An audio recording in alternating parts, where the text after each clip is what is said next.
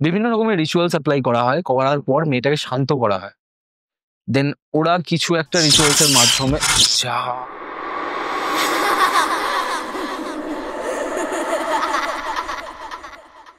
রজতাভ যখন প্রথমে ওয়াশরুমে গেল একটুখানি ফ্রেশ হওয়ার জন্য, প্রথমেই ওর হঠাৎ করে মনে হলো যে ওই বাথরুমটাতেও কিন্তু একা নয়, আরও কেউ কিন্তু ওর মধ্যে রয়েছে এবং গাটা একটুখানি ভারী হয়ে আসছে। ওই যে মেয়েটার যে ঠোঁট, মুখের মধ্যে ঠোঁট আছে, ঠোঁটের বিভিন্ন জায়গা খুবলে খুবলে কেউ পেয়েছে। ওই অবস্থায় ওই জায়গাগুলো থেকে যে রক্ত ছুঁয়ে ছুঁয়ে পড়ছে, উনি দেখেন মেয়েটা খুব তৃপ্তি সহকারে সেই রক্তগুলো চেটে চেটে খাচ্ছে। ওর সঙ্গে যখন আমরা কথা বলছি, আমি স্পষ্ট দেখতে পেলাম ওর যে খাটটা, ঠিক খাটটার ওই পাশটাতে একটা নারী মূর্তি দাঁড়িয়ে রয়েছে। টেলার সেশনটা চলছে, মেয়েটা অঝরে কাঁদছে। মানে ওরা তো অনেক কিছু দেখতে পায়, মানে যখন সোলকে বিভিন্ন ডাইমেনশনের থ্রুতে ট্রাভেল করিয়ে পাস্ট লাইফ রিগ্রেশন করানো হয়, ওরা নাকি নিজের পাস্ট লাইফ দেখতে পায়। সবাই সবকিছু ভুলে গেলেও নেচার কোনোদিন কোনো কিছু বলে না, সে কিন্তু তোমার কাছে সবকিছু ফিরিয়ে দেবে। সেটা এই জন্মে না হোক, সে যেদিন সুযোগ পাবে সেদিনই ফিরিয়ে দেবে।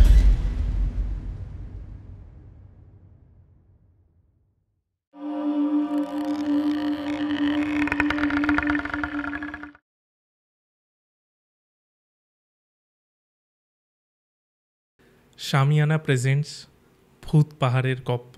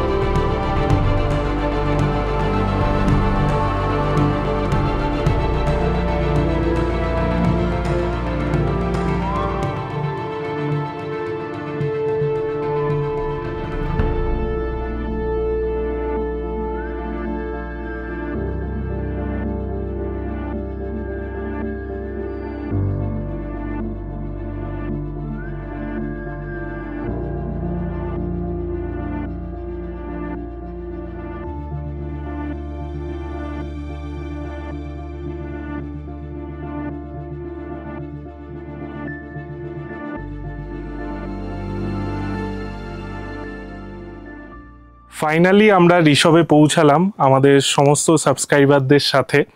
একটা গোটা 2-3 মাসের জার্নি আজ আমরা বলতে পারি সেটা সফল হলো, বাট সবে শুরু। কারণ আজ রাতেই আছে পডকাস্ট, আর প্রথম পডকাস্ট অরিত্রর সাথে, অর্থাৎ অরিত্র বেরার সাথে, যেটা আমরা শ্যুট করব ঠিক ওইখানটা। আর বেশি কথা বলবো না, কারণ অনেক কিছু ঘটছে ব্যাকে, অনেক আনন্দ হচ্ছে, অনেক মজা হচ্ছে। আপনারা যারা আসতে পারেননি তারা হয়তো মিস করছেন, বাট এই ভিডিওটা তাদের জন্যই বানানো। এবার আমরা ডিরেক্ট রাত্রিবেলা, অর্থাৎ আজ রাত 9টার যে পডকাস্টটি হবে অরিত্রর সাথে, সেটা আপনাদের দেখাবো। যেহেতু আজ শুক্রবার, তো সেইভাবেই শুরু করি। শুক্রবারের রাত এখন মনে হয় 9:30। হরর মাইন্ডসে 9টার সময় হরর পডকাস্ট আসে, বাট আজকে যেহেতু লাইভ পডকাস্ট তাই 9:30 আসছে।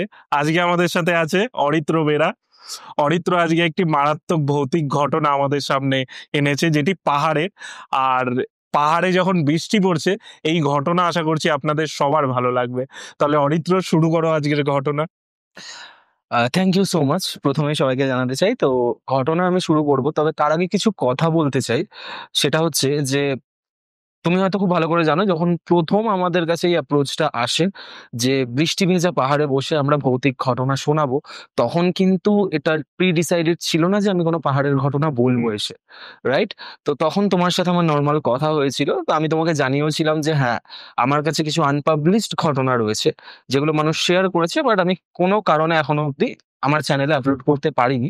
তো সেই ঘটনাই ওখানে বলবো, যাতে যারা লাইভ শুনছেন তাদের কাছেও ব্যাপারটা ভীষণভাবে কি বলবো এন্টারটেইনিং হয়, তারা যেন জিনিসটার সাথে রিলেট করতে পারে এবং তাদের যেন এটা মনে না হয় যে তারা আগে শুনেছে এই ঘটনা। তো বেশ কিছু ঘটনাই আমার কাছে ছিল, বাট হঠাৎ করে একটা ঘটনা তোমার এটা চলে আসে ওই মার্চ এপ্রিলের মাঝামাঝি সময় আমার কাছে। ঠিক আছে? কি হয় মানে আমার মানে এই যে ঘটনাটা যখন আমি শুনি আমার তখন মনে হয় যে হয়তো আজকের এই ট্রিপটা, এই হরর ট্রিপ ভূত পাহাড়ে গপ্পোয় আসার জন্যই হয়তো ঘটনাটা আমার কাছে এসেছে। কারণ কিছু, কিছু জিনিসের কিছু পার্টিকুলার রিজন থাকে, এটা আশা করি তুমি মানবে। কারণ তার আগে অব্দি আমার কাছে এরকম পাহাড় রিলেটেড কিন্তু জেনুইনলি কোনো ঘটনা ছিল না। তাই আমি এই ঘটনাটাকে খুব যত্ন করে গুছিয়ে রেখে দিই যে আজকে যারা থাকবে, যারা লাইভ শুনছে তাদের সামনে তুলে ধরার জন্য। তো তুমি জানো আমি মার্চ মাসে একবার কার্শিয়াং এসেছিলাম, রাইট? প্রথম যখন আমি কার্শিয়াং এ আসি তার আগে হঠাৎ করেই আমার সাথে পরিচয় হয় একজন পাস্ট লাইফ রিগ্রেশন কোচের। ওকে, তো ব্যাপারটা শুনতে খুব ইন্টারেস্টিং লাগে যে পাস্ট লাইফ রিগ্রেশন। তো যেহেতু পডকাস্টের সূত্রে প্রচুর মানুষের সাথে কথা হয়, প্রচুর মানুষের থেকে অনেক কিছু জানার চেষ্টা করি, ওনার কাছ থেকেও আমি ব্যাপারটা জানতে চেয়েছিলাম। তো উনি তখন আমায় বলেন যে অরিত্র, তোমার যে এই ইস্যুটা হয় এটার সাথে কোনো না কোনো ভাবে তোমার কোনো কার্মিক রিলেশন রয়েছে, হতে পারে। আমি বললাম কেন, আপনি এরকম কথা কি হিসেবে বলছেন? তখন সে আমাকে জানায় যে আমার হাতে এরকম একটা কেস আসে 2018-তে। তো আমি ভীষণ ইন্টারেস্টেড হয়ে যাই যে কি ঘটনাটা, কি হয়েছিল। তো তখন যে ফ্যামিলির কথা আজকে আমি বলছি, এই ফ্যামিলিটা মানে এই ফ্যামিলি থাকে হচ্ছে বালিগঞ্জে। ওকে, তো প্রথম যখন ওনার কাছে কেসটা আসে এরকম ভাবেই যে একদিন এক মহিলা ওনাকে ফোন করে বলেন যে আমার মেয়ে ভীষণ ভাবে সাইকোলজিক্যাল প্রবলেমে ভুগছে, বিগত 7-8 বছর ধরে একটা দিনও ও ঠিক করে ঘুমোতে পারেনি। খুব অদ্ভুত না ব্যাপারটা, যে 7-8 বছর ধরে একটা মেয়ে ঠিক করে ঘুমোতে পারছে না। খুব আনক্যানি লাগছে শুনতে, মানে খুব অস্বাভাবিক লাগছে। এক হতে পারে হয়তো সে সত্যি কথাই বলছে, তার মেয়ে ঘুমোতে পারছে না, আর এক হতে পারে সে বানিয়েই কিছু বলছে, রাইট? কারণ 7-8 বছর ধরে একটা মেয়ে ঘুমোতে পারছে না। তো যাই হোক, তখন জিজ্ঞেস করে যে কি হয়েছে, কি সমস্যা? তখন বলছে যে আমার মেয়ের বয়স যখন 5 বছর তখন থেকেই আমার মেয়ে ঘুমের মধ্যে কেঁপে কেঁপে ওঠে।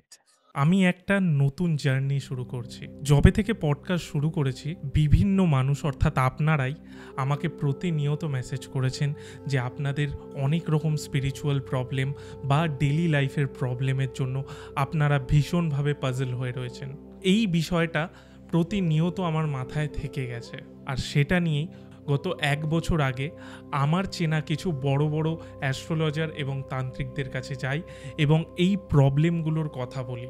আমি তাদের একটাই কথা বলেছিলাম যে এমন কিছু সলিউশন বার করুন যাতে মানুষের হেল্পও হয় আর সেটা সাধ্যের মধ্যেও থাকে। প্রায় সবাই একটাই সলিউশনের কথা বলে, সেটি হলো ক্রিস্টাল। বাট এটা শোনার পর যাচাই করার জন্য আমি নিজে গত 1 বছর ধরে এই ক্রিস্টালটা পড়ছি। কারণ আমার একটাই বিষয় ছিল যে দর্শকরা আজ আমায় এখানে এনেছে তাদেরকে দেওয়ার আগে আমি নিজে এই বিষয়টা যাচাই করে দেখব। আজ আমি যে রেজাল্টটা পেয়েছি তার জন্যই আমি আপনাদের সামনে এই বিষয়ে কথা বলছি। কয়েক মাস আগে আমি আবারও সেই অ্যাস্ট্রোলজারদের কাছে যাই, তাদের বলি এমন একটা কম্বিনেশন তৈরি করতে যাতে মানুষের ডেলি লাইফের সমস্যা এবং স্পিরিচুয়াল সমস্যার সমাধান যাতে হয়, এবং তার মধ্যেই আমি আমার ব্র্যান্ডের নাম ডিসাইড করে ফেলি, সেটি হলো অরা রক্ষা। অবশেষে তারা একটি কম্বিনেশন তৈরি করে, যেটাই হলো আমাদের প্রথম প্রোডাক্ট, যার নাম all in one Mahalakshmi money magnet. এবার মানি ম্যাগনেট শুনে আপনারা ভাবতেই পারেন যে সেই আবার একই জিনিস, অনলাইনে বহুবার দেখেছেন, বাট আমি এটুকু গ্যারেন্টি দিচ্ছি এটি একদমই আলাদা। কেন? এবার সেই কারণে আসি। সবার লাইফে মানি রিলেটেড প্রবলেম তো আছেই। মানি তো আর এমনি এমনি আসে না, তার জন্য চাই সুযোগ, অর্থাৎ অপরচুনিটি। যেটা আপনাকে দেবে গ্রিন অ্যাভেঞ্চুরি। এবার কাজ করার জন্য তো আপনার কনফিডেন্টও লাগবে, তাই না? তার জন্য আমরা দিয়েছি টাইগার আই। যে কাজটা করছেন সেটার জন্য তো মেন্টাল ক্লিয়ারিটি লাগবে, তার জন্য আমাদের কাছে রয়েছে ল্যাপিস লাজুলি। এবার ধরুন আপনার ওয়ার্কলোড বাড়ছে, তার জন্য স্ট্রেস বাড়ছে, অ্যাংজাইটি বাড়ছে এবং অ্যাঙ্গারও বাড়ছে। ফ্যামিলিতে আপনি ভালোভাবে বিহেভ করছেন না, রাগারাগি করছেন, তার জন্য দুটো ক্রিস্টাল দেওয়া, সেটি হলো অ্যাঙ্গারের জন্য দেওয়া হাউলাইট এবং স্ট্রেস অ্যান্ড অ্যাংজাইটির জন্য দেওয়া অ্যামেথিস্ট।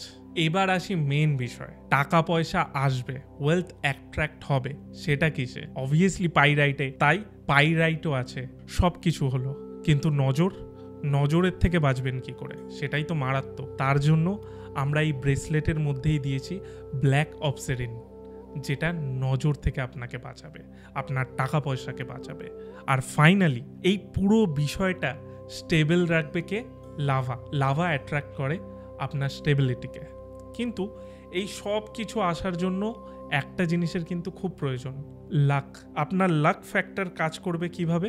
তার জন্য দিয়েছি আমরা সিট্রিন। তো বুঝতেই পারছেন এই প্যাকেজ বা এই ব্রেসলেটের মধ্যে সব কিছুই রয়েছে। এবার প্রত্যেকটি ব্রেসলেট পরার একটা নির্দিষ্ট নিয়ম আছে, যেটা হয়তো আপনাকে কেউ বলে না। এই পুরো নিয়মটি এই ইউজার ম্যানুয়ালে আমরা দিয়ে দিয়েছি। এই নিয়ম অনুযায়ী আপনারা অবশ্যই ব্রেসলেটটি পরবেন এবং যা যা প্রোটোকল লেখা আছে সেটা প্লিজ মেনটেন করবেন। এবার আসি প্রাইসিংয়ে। এটার প্রাইসিং আমরা রেখেছি 1199 টাকা, বাট যদি আপনারা এখনই অর্ডার করেন তাহলে এই ব্রেসলেটটি আপনারা পাবেন 797, অর্থাৎ 797 টাকায়। আরও একটা জিনিস আমি বলে দিই, যদি এই ব্রেসলেটটি আপনারা প্রিপেড অর্ডার করেন, সিওডি আছে, বাট প্রিপেড অর্ডার করলে এক্সট্রা আপ টু 10% ডিসকাউন্ট আপনি পেয়ে যাবেন এই ব্রেসলেটে। এবার তো সব কিছু হলো, ফাইনালি এই প্রোডাক্টটা পাওয়া যাচ্ছে কোথায়? পাওয়া যাচ্ছে oraraksha.com।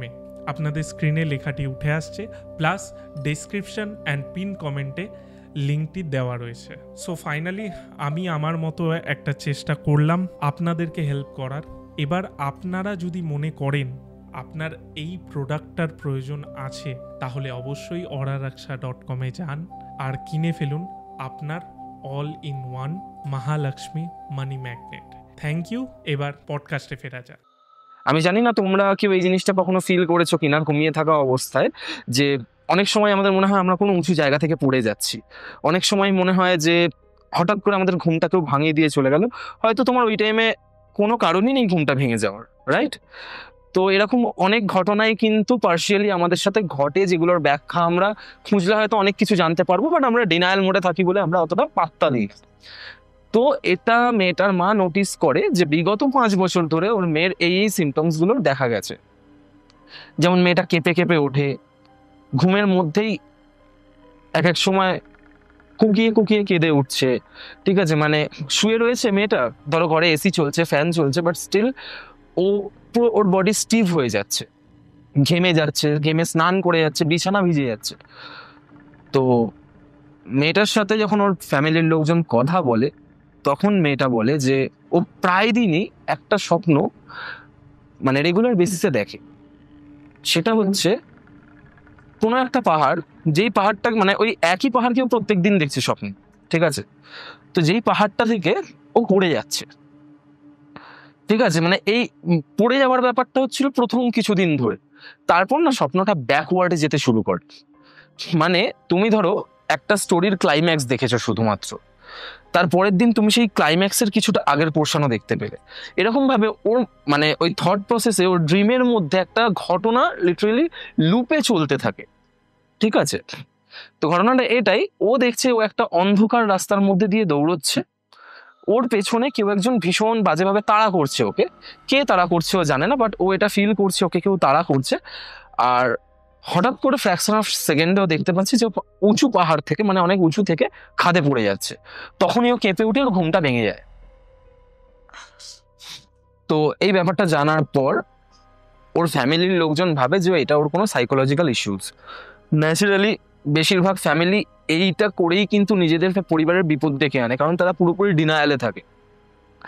যেহেতু আমরা এই জিনিসটা চোখে দেখতে পাচ্ছি না, তাই মানতে খুব কষ্ট হয়। যাই হোক, তো অনেক কিছুই দেখা যায় না, বাট মেনে নিতে হবে। তো তো কি হয়, ওরা অ্যাজ এ সাইকোলজিস্ট ওই পিএলআর কোচের সাথে যোগাযোগ করে। তো সেই পিএলআর কোচ যখন মেয়েটার সাথে ভিজিট করে, তো ওরা ভিজিট করার পর পুরো কেসটা স্টাডি করে বুঝতে পারে যে মেয়েটার বক্তব্য হচ্ছে শুধুমাত্র ঘুমের মধ্যেই নয়, মেয়েটা যখন জেগেও থাকে মেয়েটা ওর ঘরে অন্য কারোর প্রেজেন্স ফিল করে। অ্যান্ড এটা শুরুই হয়েছে সেই ওর 5 বছর বয়স থেকে, যবে থেকে ওর স্বপ্নগুলো দেখা শুরু করেছে। ব্যাপারটা খুব আনন্যাচারাল লাগে ওনার। তো প্রথমে ওনারা ভাবেন জিনিসটা যে এটা হয়তো মেয়েটার এপিলেপটিক সাইকোসিসের সিমটমস। এপিলেপটিক সাইকোসিস একটা সায়েন্টিফিক টার্মস, যেটা আমি বলে দিতে চাই তাহলে বুঝতে সুবিধা হবে। যে তুমি তোমার প্রেজেন্টে এমন কিছু দেখছো যেটা বর্তমানে এক্সিস্ট করে না, যেটা তোমার ব্রেন তোমাকে দিয়ে দেখাচ্ছে একটা ইলিউশনের মাধ্যমে, এই রোগটাকে বলা হয় এপিলেপটিক সাইকোসিস। ওকে, তো ওরা এটা জাজ করে যে মেয়েটার হয়তো এরকম সাইকোলজিক্যাল এই প্রবলেমটা হয়েছে। ভালো কথা, ওরা একটা question and answer session start করে। অদ্ভুতভাবে মেয়েটাকে যখনই কোয়েশ্চেন আনসার সেশনটা শুরু করে, তখন মেয়েটা কোনো আনসার করে না। অনেক প্রশ্ন জিজ্ঞেস করা হয়, অনেক রকম ভাবে ওকে প্রশ্ন জিজ্ঞেস করা হয়, ওকে কিছু মানে ও কোনো রেসপন্স করে না। এরা কি করেছে, মানে যারা পিএলআর কোচ যারা গেছিলেন তারা বলেছেন আমাদের মনে হয় যে ওর একটু চেঞ্জের দরকার, একটু ওয়েদার চেঞ্জের দরকার আছে। তো বলছে যে ওয়েদার চেঞ্জের দরকার মানে কোথায় নিয়ে যেতে হবে? বলছে ও যেখানে যেতে চাইছে বা আপনাদের যেখানে মনে হচ্ছে যে ওকে নিয়ে গেলে ওর মনটা ভালো হবে, হয়তো কোনো কারণে ও একটু অ্যাংজাইটিতে ভুগছে, হয়তো কোনো কারণে ওর একটু ডিপ্রেশন আছে যেটা হয়তো ও শেয়ার করতে পারছে না। তো আপনারা যদি ওকে কোনো এমন একটা জায়গায় নিয়ে যান যেখানে গেলে ওর মনটা ভালো হয়ে যাবে। ইন দ্যাট কেস মেয়েটা নিজে থেকে বলে ওঠে আমি উটি যাব। উটি? হ্যাঁ, যেখানে উটের সাথে ওদের দূর দূরান্ত পর্যন্ত কিন্তু কোনো সম্পর্ক নেই। মেয়েটা বলে আমি উটি যাব। ওর বাবা মাও রাজি হয়ে যায়। ওকে, তো তখন এই যে পিএলআর কোচ যিনি ছিলেন তিনি ওকে একটা ব্ল্যাক টার্মালাইনের ক্রিস্টাল গিফট করেন মানে ওকে দিয়েছিলেন। বলেছিলেন তুমি তো ভয় পাচ্ছ, যে তোমার মনে হচ্ছে যে তুমি ছাড়াও তোমার সাথে অন্যান্য কেউ এক্সিস্ট করছে বা তোমার মধ্যে এই ধরনের সিমটমস গুলো দেখা যাচ্ছে। তো ব্ল্যাক টার্মালাইন কি করে, মানে এভিল যে নজরগুলো হয় ওই এভিল এনার্জিকে কাটিয়ে দেয়, মানে তোমার চারপাশে যে অরার বা শিল্ডটাও ক্রিয়েট করবে তাড়াতাড়ি এভিল এনার্জির এফেক্টটা কম হয়। তো ভালো কথা, দিয়েছে, দিয়ে ওরা চলে গেছে। পিএলআর কোচের ভূমিকা আপাতত এখানে কিন্তু শেষ। ওরা গেছে উটিতে যাওয়ার পর প্রথম দিনটা ওরা ঘুরেছে, তার পরের দিন মানে আশেপাশে পায়ে হেঁটে ঘোরাঘুরি করেছে। তারপর কি হয়, পরের দিন যখন ওদের সাইট সিইং করতে যাওয়ার কথা, তখন মেয়েটার জ্বর আসে সকালবেলা। ওখানে মেয়েটার দিদা থেকে যায় মেয়েটার সাথে, কারণ মেয়েটার মা বাবার এটা মনে হয়েছিল যে ওরা যেমন আজকে যেমন আমরা একটা গ্রুপ ট্যুরে এসেছি, তো ওদের মানে ওদের প্যারেন্টস, ওই মেয়েটার প্যারেন্টসদের মনে হয়েছিল যে শুধুমাত্র মেয়ের জন্য কি আমরা একটা ট্যুরের সবার সাথে এই জিনিসটা করাটা তো ঠিক হবে না, তার থেকে মেয়ে বরঞ্চ আমার মায়ের সাথে থাকুক, আমরা যাচ্ছি ঘুরে আসছি। ওরা ঘুরতে গেছে, ঘুরে যখন এসছে দেখছে মেয়ে সেন্সলেস হয়ে ঘরে পড়ে রয়েছে। ঘোরার পর মানে পাহাড়ে ঘুরে আসে? মেয়েটা বাড়িতেই ছিল ওর দিদার কাছে। আচ্ছা, ঠিক আছে, ওর বাবা মা যখন ঘুরে এসছে দেখছে সেন্সলেস হয়ে বাড়িতে মানে পড়ে রয়েছে মেয়েটা। ওর দিদার কথা অনুযায়ী মেয়েটি মানে ওর বাবা মা ঘুরতে যাওয়ার পর থেকেই মেয়েটির খুব কাঁপুনি দিয়ে জ্বর আসে। তরকা জ্বর দেখেছো কখনো? দাঁত মুখ খিচিয়ে সেই দৌড়া পড়ে না, ওরকম। তো অদ্ভুত রকম ভাবে মেয়েটার শরীরটা খারাপ হয়। তো যাই হোক, এরকম সিচুয়েশনে ওরা জ্বর চেক করে, যখন ফিভার চেক করে ওরা দেখতে পায়, মানে ওরা যে থার্মোমিটারে ওরা দেখে যে মেয়েটার 104 জ্বর উঠে গেছে। তো সেই জায়গা থেকে ওরা ডিসাইড করে যে ওকে নিয়ে যাবে আশেপাশের কোনো একটা হসপিটালের নামটা খুব সম্ভবত বিএস মেডিকেল কলেজ এরকম কিছু একটা ছিল। তো ওরা নিয়ে যায়, ওখানে নিয়ে যাওয়ার পর মেয়েটার সমস্ত কিছু রিপোর্টস করা হয়। দেখবে বড় বড় নার্সিংহোমে তুমি ভর্তি করলে, যে কোনো ইস্যু নিয়েই ভর্তি করো, তোমার অনেকগুলো কিন্তু ওরা টেস্ট করাবে হেলথ চেক আপের জন্য। তো মেয়েটার প্রত্যেকটা ফিজিক্যাল হেলথ রিপোর্ট কিন্তু কারেক্ট ছিল, মানে কোনো সমস্যা ছিল না।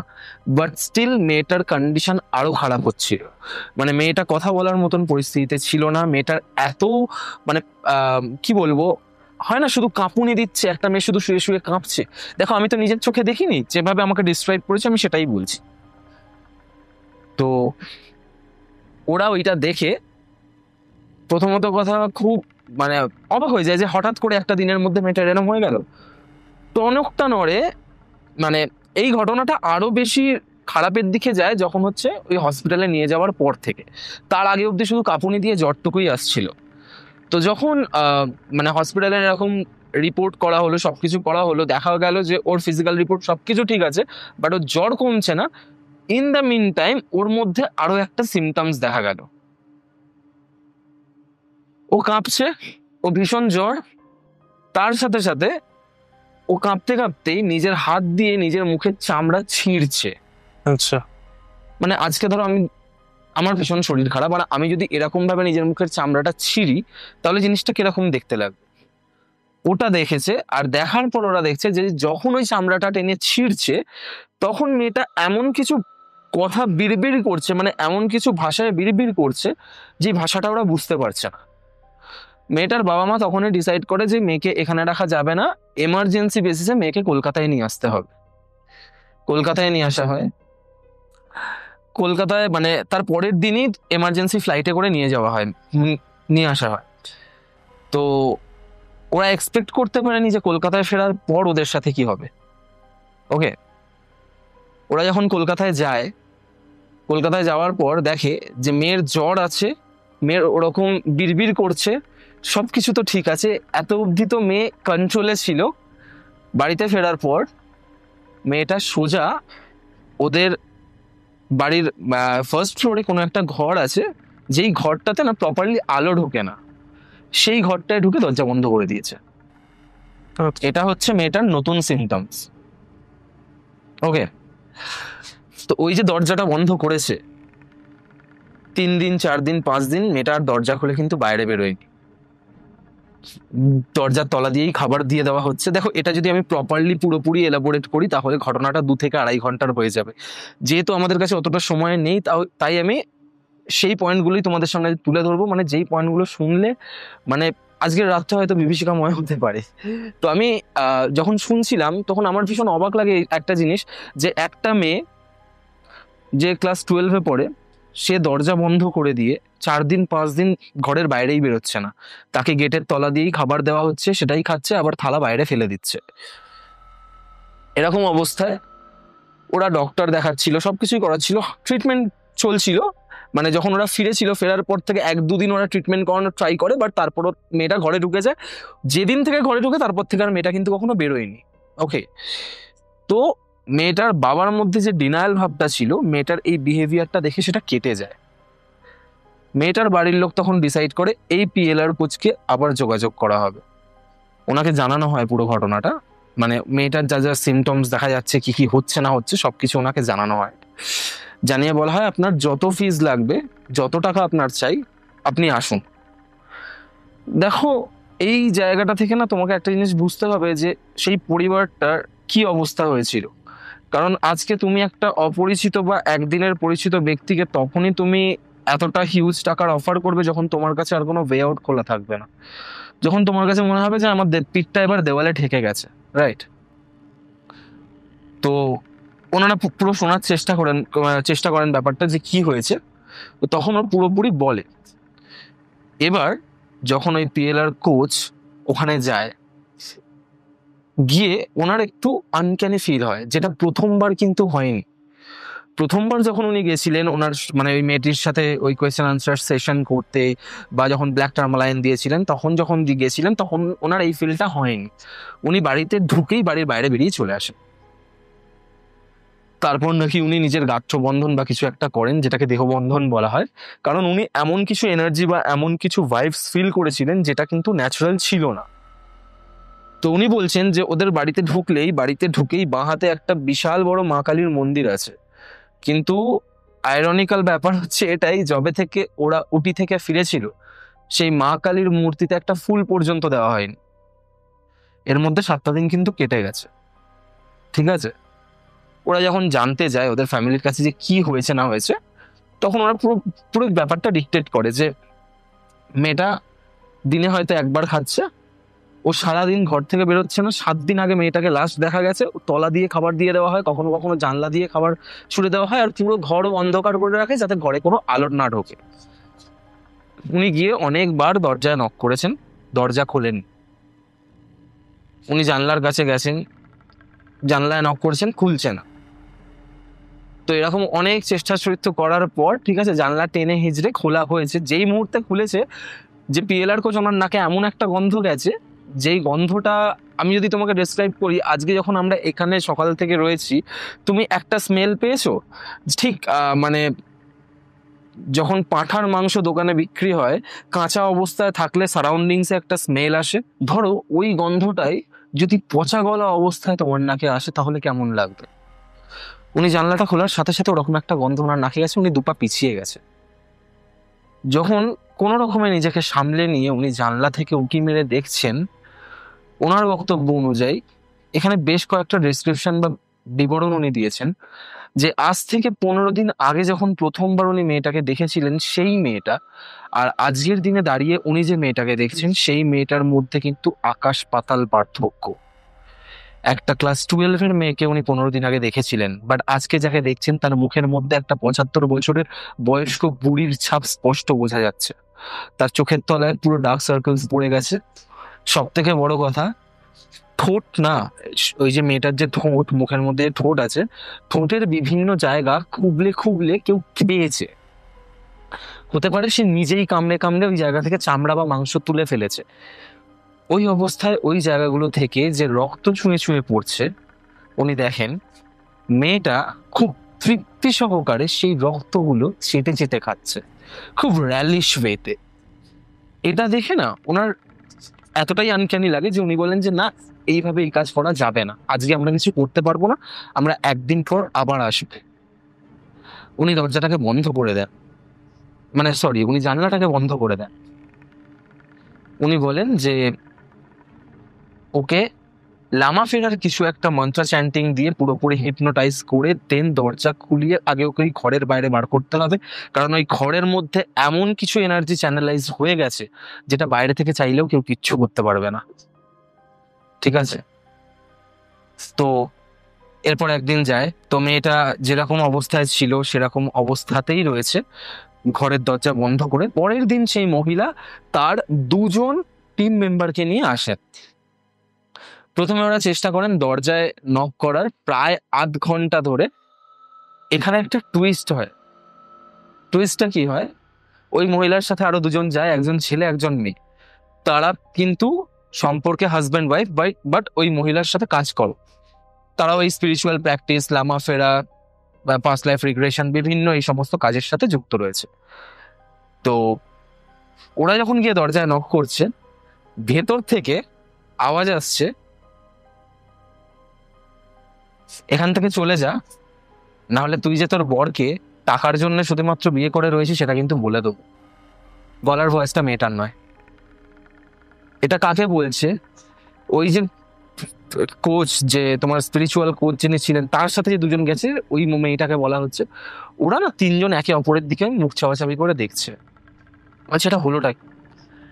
এরপর আরো কিছু কথা বলেন, মানে ভেতর থেকে যে ছিল, যে রেসপন্স করছিল ওই মেয়েটার বিহাফে, যেই কথাগুলো হয়তো আমি সবার সামনে বলতে পারবো না, কারণ যিনি আমার সাথে শেয়ার করেছেন তিনিও ক্লিয়ার করে বলেননি। মানে ওনাদের ব্যাপারে খুব গোপন তথ্য ও ঘরের ভেতর থেকে ফাঁস করে দিচ্ছিল, যেটা ওদের কাছে আর কিন্তু ব্যাপারটা সাইকোলজিক্যাল থাকে না। হয়তো ওরা ভাবছিল যে কোনো নেগেটিভ স্পিরিটের নজর পড়েছে বা এরকম কোনো কিছু একটা হয়েছে, বাট ব্যাপারটা যে এতটা অন ডেপথ গভীরে চলে গেছে এটা ওরা কেউ এক্সপেক্ট করেনি। ওরা তখন দরজার বাইরে থেকেই পুরো ঘরটাকে বন্ধন করে ঘরের দরজাটা খোলায়। ঠিক আছে, মানে এমন কিছু রিচুয়ালস আছে যেটা ডিক্লেয়ার করেনি বা ডিসক্লোজ করেনি, এমন কিছু রিচুয়ালস আছে যেই রিচুয়ালস গুলো পালন করার পর মেয়েটা নিজে এসে দরজাটা খুলে আবার বিছানার কর্নারে গিয়ে 2টো হাঁটু ভাঁজ করে বসে পড়ে। সেই একই দৃশ্য, ওর মানে মুখে বিভিন্ন অজস্র কাটাছেঁড়া দাগ, মানে নিজেই নিজেকে আঁচড়েছে, নিজেই নিজেকে ভীষণভাবে হার্ম করেছে, নিজের রক্ত নিজে চেটে খাচ্ছে, এরকম একটা ব্যাপার। আর ঘরে ঢুকে ওরা দেখে যে ঘরের বিভিন্ন জায়গায় পটি করে রেখেছে, মানে ইউরিন ভর্তি পুরো ঘরের মধ্যে। ইনফ্যাক্ট যে খাবারগুলো খেয়েছে সেই খাবারগুলো খেয়ে বমি করে ফেলে রেখেছে। মানে একটা মানে নরক দেখেছো, জলজান্ত নরক কখনো যদি তুমি চোখের সামনে দেখো জিনিসটা ঠিক ওরকম দেখতে লাগে। আর ওই ঘরে গন্ধে টেকা যাচ্ছে না। ওরা তাড়াতাড়ি ওকে ঘর থেকে বের করার চেষ্টা করে। সেক্ষেত্রে ওরা একটা রিচুয়াল করে, কিন্তু ঘরের বাইরে, কারণ ওই ঘরে কোনো রিচুয়াল করা পসিবল ছিল না। এবার অনেকের হয়তো মনে হতেই পারে যে আমি রিচুয়াল বলছি না, বাট আমি কোনো কিছু শেয়ার করছি না, হয়তো এই ঘটনাটা সাজিয়ে এসে বলা হচ্ছে। আমি তাদের উদ্দেশ্যে একটাই কথা বলবো, ডক্টর সুতপা চক্রবর্তীর সাথে তোমরা যদি ডিরেক্ট কমিউনিকেট করে কথা বলতে পারো, তার কাছ থেকে পুরো কেস হিস্ট্রির ডিটেলস কিন্তু পেয়ে যাবে। আর it is a real incident, যেটার মধ্যে কিন্তু সাজানো গোছানো কোনো কিছু নেই। তার জন্যই হয়তো অনেক কিছু মনে পড়লে আমি পরেও বলতে পারি। ডক্টর সুতপা চ্যাটার্জি নিজেই কেসটা হ্যান্ডেল করেছেন। তো যখন এরকম অবস্থায় মেয়েটাকে বাইরে বার করা হয়, ওকে পুরোপুরি হিপনোটাইজ করা হয়, বাট কন্ট্রোল করা ভীষণ টাফ হয়ে যাচ্ছিল। এর মাঝে মেয়েটা একটা কথা বলে, আমার জায়গা আমাকে ফিরিয়ে দিন, আমি কিন্তু একে ছাড়বো না। গলার ভয়েসটা অন্য একজনের, একজন বয়স্ক মহিলা, 60 ঊর্ধ্ব বয়স্ক মহিলাদের যেমন গলার আওয়াজ হয় ঠিক ওরকম। এটা শুনো না, ওরা ভীষণ অবাক হয়ে যায় যে আমার জায়গা আমাকে ফিরিয়ে দে, আর আমি ওকে কখনো ছাড়বো না, এর মানেটা কি? তো ওরা জিজ্ঞেস করে, বাট কোনো রেসপন্স করে না, কোনো আনসার। মানে ঘ্যাঁটা স্পিরিট, বুঝো তো, মানে এরা কিছু স্পিরিট বহু দিন ধরে স্টাক হয়ে গেলে, বা কোনো কিছু সোল যখন বহু দিন ধরে স্টাক হয়ে যায় কোনো জায়গায়, তুমি কিন্তু ইন্টেলিজেন্ট হন্টিংস এর থ্রুতে তাদের সাথে কমিউনিকেট করতে চাইলেও করতে পারবে না। রেসপন্স পাওয়ার তো অনেক দূরের কথা। ওরা বিভিন্ন রকম রিচুয়ালস অ্যাপ্লাই করে, ঠিক আছে? রিচুয়ালস অ্যাপ্লাই করে ওরা যখন কমিউনিকেট করার চেষ্টা করে, ওর একটাই কথা ছিল যে আমার জায়গা আমাকে ফেরত দিয়ে দে, আমি একে ছাড়বো না। তখন ওকে বলা হয় যে একটা বাচ্চা মেয়ে, তুমি কে জানি না, একটা বাচ্চা মেয়ে, তার শরীরে তুমি ঢুকে বসে আছো, বা তাকে তুমি কোনোভাবে ম্যানিপুলেট করছো, তো তোমার জায়গার ব্যাপারটাই বাকি, আর তোমার একে না ছাড়ার পেছনে কারণটাই বাকি। তখন যে রেসপন্সটা আসে সেটা হচ্ছে, আমার থাকার জায়গায় যদি অন্য কেউ অসৎ উপায় ব্যবসা করে থাকে, আমি কি তাকে ছেড়ে দেবো? ওরা একটু অবাক হয়, মানে কি বলতে চাইছে, কিসের জায়গা, কিসের ব্যবসা, কোথা থেকে আসছে জিনিসটা। বলছে, এক তো আপনার কথা কিছু বুঝতে পারছি না, আপনি যদি পুরো ব্যাপারটা ক্লিয়ার করে বলেন, আপনি যদি আমাদের সাথে কথা বলতে পারেন, তাহলে হয়তো আপনার সমস্যাটা সমাধান করতে পারি। আর এই বাচ্চা মেয়েটাকে আপনি অন্তত ছাড়ুন, কারণ ওর কিন্তু ভীষণ কষ্ট হচ্ছে। কারণ মেয়েটার যা কন্ডিশন তৈরি হয়েছিল, আর হয়তো 4-5 দিন ওরম ভাবে চললে মেয়েটা মারা পর্যন্ত যেতে পারতো। কারণ একবার ওদের এটা মনে হয়েছিল, যখন ওরা ঘরে ঢুকে ওই পচা গন্ধটা পেয়েছিল, ওরা ভেবেছিল মেয়েটা হয়তো মরে গেছে। যাই হোক, সেটা হয়নি। তো ওই সিনারিওতে দেখে মেয়েটা ফেন্ট হয়ে যায়। তখন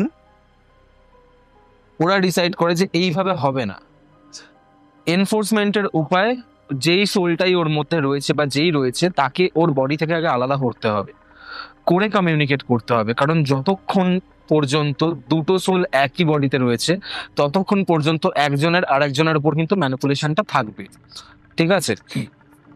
ওরা টার্গেট নেয়, মানে ওরা ডিসাইড করে যে মেয়েটার পিএলআর করবে। এবার পাস্ট লাইফ রিগ্রেশন নিয়ে যখন আমি কথাটা বলতে যাচ্ছি, এটা হয়তো দেবদীপদাও রিলেট করতে পারবে, কারণ দেবদীপদা যেহেতু এই ধরনের কাজকর্মগুলো করেন।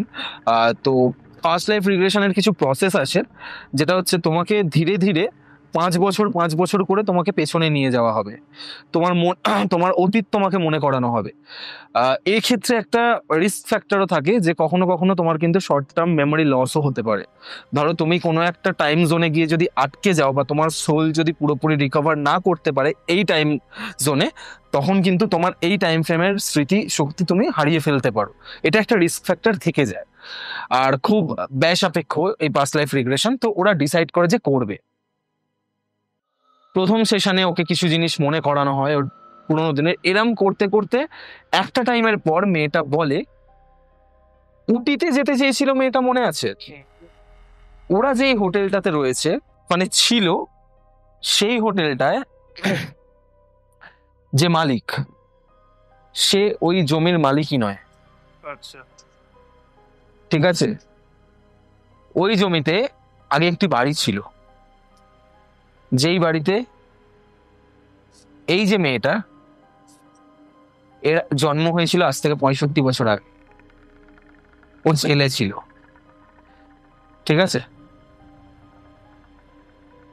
ছেলেটার একজন মা ছিল। পাহাড়ের ক্ষেত্রে তোমরা হয়তো এখনকার দিনে আমরা যতটা ডেভেলপ দেখছি, আজ থেকে 72 বছর আগে নিশ্চয়ই অত ডেভেলপ ছিল না, কারণ এই কেসটা 6 বছর আগে সুতোবাদীর কাছে যায়, এবং তার থেকে 65 বছর আগে, মানে ওই 71 to 72 এরকম ইয়ার্স হবে। তো তখন অবস্থা আরো বেশি রুরাল ছিল। তো এক মা আর এক ছেলে কিন্তু ওই বাড়িটাতে ছিল। কি হয়, ছেলের বয়স বাড়ার সাথে সাথে ছেলে নিজের মাকে একটু অবহেলা করা শুরু করে, যেটা বিভিন্ন ক্ষেত্রে আমরা দেখে থাকি বর্তমানে। ছেলেটার বিয়ে হয়, মাকে পুরোপুরি ওরা ফেলে দেয়। ফেলে দেয় ইন দ্য সেন্স কিরকম, ঘরে থাকতো, পাত্তা দিত না, মানে মায়ের রোগের চিকিৎসা করাতো না, ঠিক মতন খাবার দাবার দিত না, কোনো কিছুই করতো না। মানে এক প্রকার তুমি বলতে পারো যে নেগলিজেন্সি যেটা হয়, ঠিক আছে, মোট কথা আমার মাকে দেখতো না। ওই বাড়িটা ছেলেটা কি করে, এক কন্ট্রাক্টরের সাথে কথা বলে একটা হোমস্টে বানানোর চিন্তা ভাবনা করে। এতে মাটা রাজি ছিল না। আর দেখো, একটা জমি বাড়ির ক্ষেত্রে মার যতক্ষণ না পর্যন্ত সিগনেচার তুমি পাবে ততক্ষণ পর্যন্ত তুমি কিছু করতে পারবে না, ঠিক আছে। তো ছেলেটার ওই যে ইচ্ছাটা সেটা বিফলে যায়, কারণ ওটা তখন হোমস্টেতে পরিণত হয়নি, কারণ ওর মা রাজি হয়নি, কারণ এমনি ছেলে দেখে না মাকে। তো ছেলেটা কি করে, মানে বিভিন্ন রকম, যেটা ওর বিভিন্ন কমিউনিকেশনের থ্রুতে জানা গেছে, ছেলেটা আস্তে আস্তে নাকি জুয়া, মদ, তোমার হচ্ছে বিভিন্ন ধরনের এই 2 নম্বরই কাজকর্মের সাথে জড়িয়ে যায়, ঠিক আছে।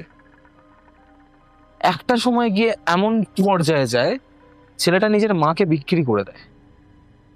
যখন ওর মায়ের বয়স হয়েছে, একটা 60-65 বছরের মহিলাকে সে বিভিন্ন ক্লায়েন্টের কাছে বিক্রি করে দেয়, যাতে সেখান থেকে সে পয়সা ইনকাম করতে পারে। ব্যাপারটা বুঝতে পারছো কতটা ডিমনিক হতে পারে, মানে মানুষ কতটা ডিমনে পরিণত হতে পারে।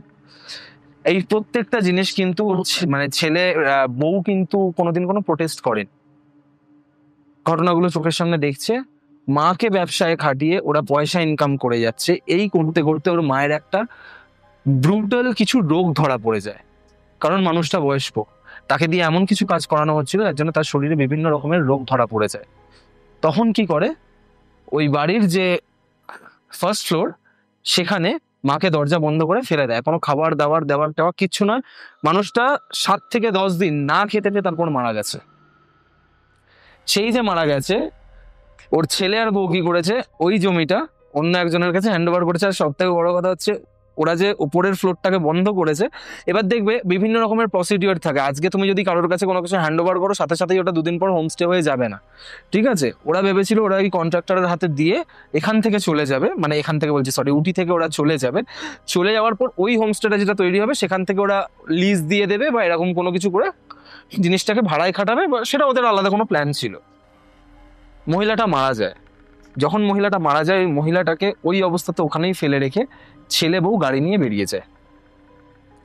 ছেলে বউ যে গাড়ি নিয়ে বেরিয়ে যায়, ওই যাওয়ার পথে ওদের ওই গাড়িটা অ্যাক্সিডেন্ট করে পাহাড়ের খাদে পড়ে, ঠিক আছে। ওই মহিলার মৃতদেহ টানা 18 দিন ধরে ওই জায়গায় পচেছিল। কেউ জানতো না, যখন নতুন কন্ট্রাক্টর এসছে ওই বাড়িতে, যেহেতু তার আগে পেপারস বগেরা সবকিছু হ্যান্ড ওভার হয়ে গেছে, ও দেখে ওই বডিটাকে নিয়ে তোমার খাদে ফেলে দেয়, ও কোনো সৎকার করায় না। তাহলে কি হলো, ব্যাপারটা তো পুরো লিগাল হলো না, কারণ মাকে খুন করা হলো, মানে ব্রুটাল অত্যাচার করার পর নিজের মাকে খুন করলো, করে সেই ছেলেটা ওখান থেকে চলে গেল। ছেলেটা যে চলে গেল, ছেলেটার অ্যাক্সিডেন্ট হলো। ওই কন্ট্রাক্টর এসে ওইখানে নতুন হোমস্টে তৈরি করলো। এনার বক্তব্য ছিল, যখন এই মেয়েটার মুখ দিয়ে বলার ছিল যে আমার থাকার জায়গা আমাকে ফিরিয়ে দে, আমার জায়গা আমাকে ফিরিয়ে দে, মানে ও মোট কথা হচ্ছে নিজের জমি ফেরত চাইছিল, বা নিজের বাড়িটা ফেরত চাইছিল। আর সবথেকে বড় কথা, এই যে মেয়েটা ছিল, সেই ছেলেটা যে গত জন্মে তোমার পাহাড়ের উপর থেকে পড়ে মারা গেছে। বলছে যখন পিএলআর চলছে না, পিএলআর সেশনটা চলছে, মেয়েটা অঝরে কাঁদছে। মানে ওরা তো অনেক কিছু দেখতে পায়, মানে যখন সোলকে বিভিন্ন ডাইমেনশনের থ্রুতে ট্রাভেল করিয়ে পাস্ট লাইফ রিগ্রেশন করানো হয়, ওরা নাকি নিজের পাস্ট লাইফ দেখতে পায়, ঠিক আছে। আমার হয়নি, আমি জানি না এখনো পর্যন্ত, বাট এটা আমি তাদের মুখেই শুনেছি। বলছে মেয়েটা অঝরে কাঁদছে যে একটা ও নিজে ওর নিজের মাকে এরকম অত্যাচার করেছে, সেটা ও এই জন্মে রিয়েলাইজ করছে, যেটা ও আগের জন্মে বুঝতে পারে। তখন ওনাকে বলা হয়, তখন কমিউনিকেশনের থ্রুতে ওনাকে বলা হয় যে, আর ওই যে স্পিরিটটা ছিল, মানে ওই যে মহিলার যে সোল বা প্রেত যিনি যাই ছিলেন, যেটা অতৃপ্ত ছিল, এতদিন ধরে থাকার পরে মানে ওনার উপর যে অত্যাচার হয়েছে, ওনার উপর যে এরকম ভাবে উনি ওনার জীবনটা বেরিয়েছে, মানে এরকম মৃত্যু যন্ত্রণায় কাতর হয়েছে ওনার জীবনটা বেরিয়েছে, উনি রিভেঞ্জ মেন্টালিটিতে চলে গেছেন। এবার একটা জিনিস জানবে, আমরা ঠিক মৃত্যুর আগের মুহূর্তে যেই জিনিসগুলো চিন্তা করি, আমাদের মৃত্যুর পরে আমরা সেগুলো নিয়েই সাফার করি, আর সেই ট্র্যাপে আমরা আটকে যাই। ঠিক আছে, সাপোজ আজকে যদি আমি আমার মৃত্যুর আগে কারোর উপর প্রতিশোধ নেওয়ার কথা চিন্তা করি, ঠিক আছে, আমি মৃত্যুর পর তার সাথে প্রতিশোধ নেওয়ার জন্যই কিন্তু মানে তরপাতে থাকবো।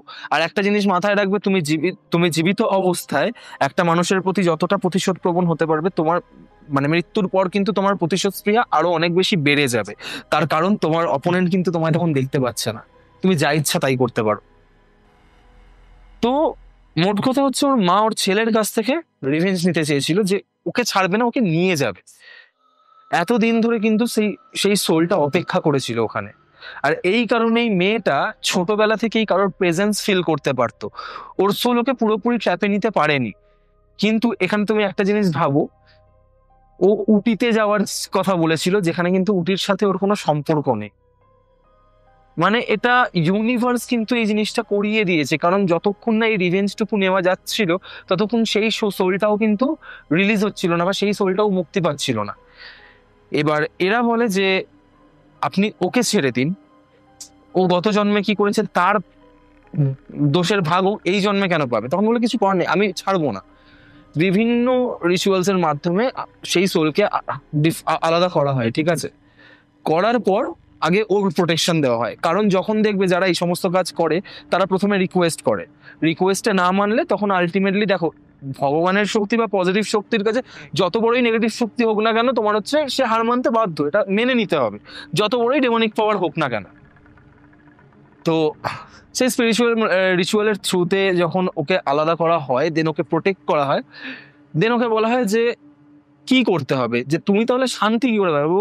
বলছে ওকে মন থেকে আমার কাছে ক্ষমা চাইতে হবে, আমার আর কিছু চাই না। এই সেশনটা টানা 3 বছর চলেছিল, 2018 থেকে 2021 পর্যন্ত। মেয়েটা প্রত্যেক দিন টানা 1.5 ঘন্টা থেকে 2 ঘন্টা ওই চ্যান্টিংটা করতো, যে আমি ভুল করেছি, আমাকে ক্ষমা করে দাও, যা করেছি নিজের অজান্তে করেছি, ভবিষ্যতে আমি আর কখনো কাউকে এইভাবে কষ্ট দেব না। ঠিক আছে, এইটা টানা 3 বছর চলেছে। আর ওরাও বিভিন্ন আইনি মারফত গিয়ে সেই হোটেলটা থেকে, তোমার হচ্ছে যে ওনার ছিল, আমি জানি না এটা কতটা সত্যি, সেটা ওরা আমাকে বলেছে, যে ওই হোটেলে গিয়ে সেই কাগজপত্র চেক আউট করিয়ে অনেক ভেরিফিকেশনের থ্রুতে তারপর সেই হোমস্টেটাকে নাকি বন্ধ করে দেওয়া হয়। তো এটাই একটা এমন ঘটনা আমি শুনি, যেটা শুনে না আমার মধ্যে একটা রিয়েলাইজেশন হয়, বিশ্বাস করো, যে আজকে তুমি যাই করো না কেন, তোমার প্রত্যেকটা কর্মের হিসাব কিন্তু সবাই ভুলে গেলেও প্রকৃতি, আজকে এই প্রকৃতির মাঝখানে পাহাড়, ঝড়, জল, বৃষ্টির মধ্যে বসে তো আমরা ঘটনা শুনছি, সবাই সবকিছু ভুলে গেলেও নেচার কোনোদিন কোনো কিছু ভুলে না, সে কিন্তু তোমার কাছে সবকিছু ফিরিয়ে দেবে। সেটা এই জন্মে না হোক, সে যেদিন সুযোগ পাবে সেদিনই ফিরিয়ে দেবে। যেটা বলছিলাম, যে ওকে সোলটা প্রথমে ট্র্যাপ করতে পারেনি, ওকে টেনে নিয়ে গেছিল উটিতে। যখন সেই বাড়িতে নিয়ে যায়, তখন ওর পক্ষে অনেক বেশি ইজি ছিল ওকে নিজের শিকার বানানো। তারপর টানা 3 বছর সেশনটা হওয়ার পর এখন মেয়েটা সুস্থ আছে, অনেক সুস্থ আছে, তার সেই দহড়াগুলোও পড়ে না, সে সেই স্বপ্নগুলোও দেখে না, বাট তার এখনো পর্যন্ত হিলিং সেশন রেগুলার বেসিসে চলছে। কেমন লাগলো অরিত্রর এই ঘটনাটি আমাদের কমেন্টে লিখতে ভুলবেন না। ঠিক এর পরেই শুরু হলো দেবদীপদার একটি ঘটনা। চলুন এবার সেই ঘটনা শুনে নেব। আচ্ছা, এই ঘটনাটা আমার অন্যের একজন পরিচিতের মুখ থেকে শোনা ঘটনা। আমি আজ থেকে 1-1.5 বছর আগে একটা গ্রুপের সঙ্গে জড়িত ছিলাম, যেই গ্রুপটাতে, মানে এটা একটা হোয়াটসঅ্যাপ গ্রুপ, যেই গ্রুপটাতে বিভিন্ন রকমের এই ভৌতিক, প্যারানর্মাল এই সমস্ত বিষয় নিয়ে আলোচনা হতো, কথাবার্তা হতো, নানান রকম অভিজ্ঞতা শেয়ার করা হতো। তা সেইখানে এক ভদ্রমহিলা ছিলেন, যার নামটা আমি এখানে নিতে পারবো না, তাও আমি বলছি, তার সাথে একটা অদ্ভুত ঘটনা ঘটে, এবং সেটা অদ্ভুত তো বটেই, তার সাথে খুব ভয়ঙ্করও বটে। তা ঘটনাটা কিরকম ঘটে, উনি রিষড়ার বাসিন্দা। এবার উনি একদিন কোনো একটা কাজ সেরে ওনার পার্সোনাল গাড়িতে করে ফিরছিলেন নিজের বাড়িতে। এবার ফেরার টাইমে একটি দোকানের সামনে উনি দাঁড়ান। দোকানটা ছিল ওষুধের দোকান, কিছু ওষুধ কিনবার জন্য তিনি সেখানে দাঁড়ান এবং ওষুধ কিনে যখন তিনি বেরিয়ে আসেন তখন দেখেন যে তারই বয়সী একটি মহিলা ওষুধের দোকানে ঢোকবার ঠিক মুখটায় প্রচন্ড রকম অসুস্থ হয়ে পড়েছেন এবং এমনভাবে বুকে হাত দিয়ে তিনি ঝুঁকে পড়ছেন যাতে মনে হচ্ছে যে ওনার বুকে প্রচন্ড ব্যথা হচ্ছে এবং সেই কষ্টটা তিনি সহ্য করতে পারছেন না। তা তখন সেই ভদ্রমহিলা তিনি দয়াপরবশ হয়ে সেই সেই মহিলাকে আর কি, মানে যিনি বুকের ব্যথায় খুব কষ্ট পাচ্ছেন, তাকে নিজের গাড়িতে তুলে নেন এবং গাড়িতে তুলে নেওয়ার পর কাছাকাছির মধ্যে একটা হসপিটালে তিনি নিয়ে যান। এবং এই হসপিটালে যখন তিনি যাচ্ছেন, মানে ওষুধের দোকান থেকে ওই হসপিটালটা মিনিট 15 কি 20 দূরত্বে। তা যাওয়ার পথে সেই ভদ্রমহিলা, মানে যিনি অসুস্থ হয়ে পড়েছেন, তিনি তার গলা থেকে একটা তাবিজ বা একটা কবচ জাতীয় কিছু জিনিস খুলে সেই মহিলার হাতে দিয়ে দেন এবং দিয়ে বলেন যে এটাকে প্রচন্ড রকম যত্নে রাখতে এবং পরবর্তীকালে তিনি যদি সুস্থ হয়ে যান তখন তিনি নিজেই এই কবচটা ওনার থেকে আবার ফেরত নিয়ে নেবেন। এবার ওই ভদ্রমহিলা, মানে যার ঘটনাটা আমি বলছি, ওই ম্যাডাম, সেই ম্যাডামের তখন কিন্তু মাথায় আসেনি যে এটা কি ভয়ঙ্কর জিনিস তিনি হাতে তুলে নিলেন এবং সেটা তিনি ওই মোমেন্টে ওটা কি কি বৃত্তান্ত সেই ব্যাপারগুলো আর জিজ্ঞাসা করার সময় সুযোগ কোনোটাই পাননি, তার কারণ উনি অসুস্থ হয়ে পড়েছেন। তাই কবচটাকে তিনি নিজের কাছে রেখে দেন এবং ভদ্রমহিলাকে হসপিটালে অ্যাডমিট করা হয়। পরে জানা যায় যে ওই মহিলার সাতকুলে কেউ নেই, উনি একাই থাকেন। তবে মহিলার ক্ষেত্রে একটা অদ্ভুত ব্যাপার তিনি লক্ষ্য করেছিলেন যে শরীরের, তিনি তো একটা জামা পরেছিলেন কিন্তু শরীরের যে সমস্ত অনাবৃত যে মানে এলাকাগুলো, সেখানে কিন্তু বিভিন্ন রকমের অদ্ভুত অদ্ভুত ধরনের উল্কি আঁকা রয়েছে যেগুলোর কিন্তু কোনো মানে উনি খুঁজে পাচ্ছিলেন না। তো যাই হোক, তা ওনাকে অ্যাডমিট করে যত রকমের ফর্মালিটিস হয় তিনি করে বাড়ি ফিরলেন। বাড়ি ফিরে ওই কবচটা কিন্তু তার ব্যাগের মধ্যেই রয়ে গেল। বাড়ি ফেরার পর সেই দিন রাত থেকে ওই ভদ্রমহিলার সাথে বেশ কিছু অদ্ভুত ঘটনা শুরু হয়। কিরকম? হঠাৎ করে ওনার মনে হচ্ছে যে ওনার শরীরটা ভারী হয়ে যাচ্ছে এবং তার চারপাশে কেউ যেন একটা প্রদক্ষিণ করছেন।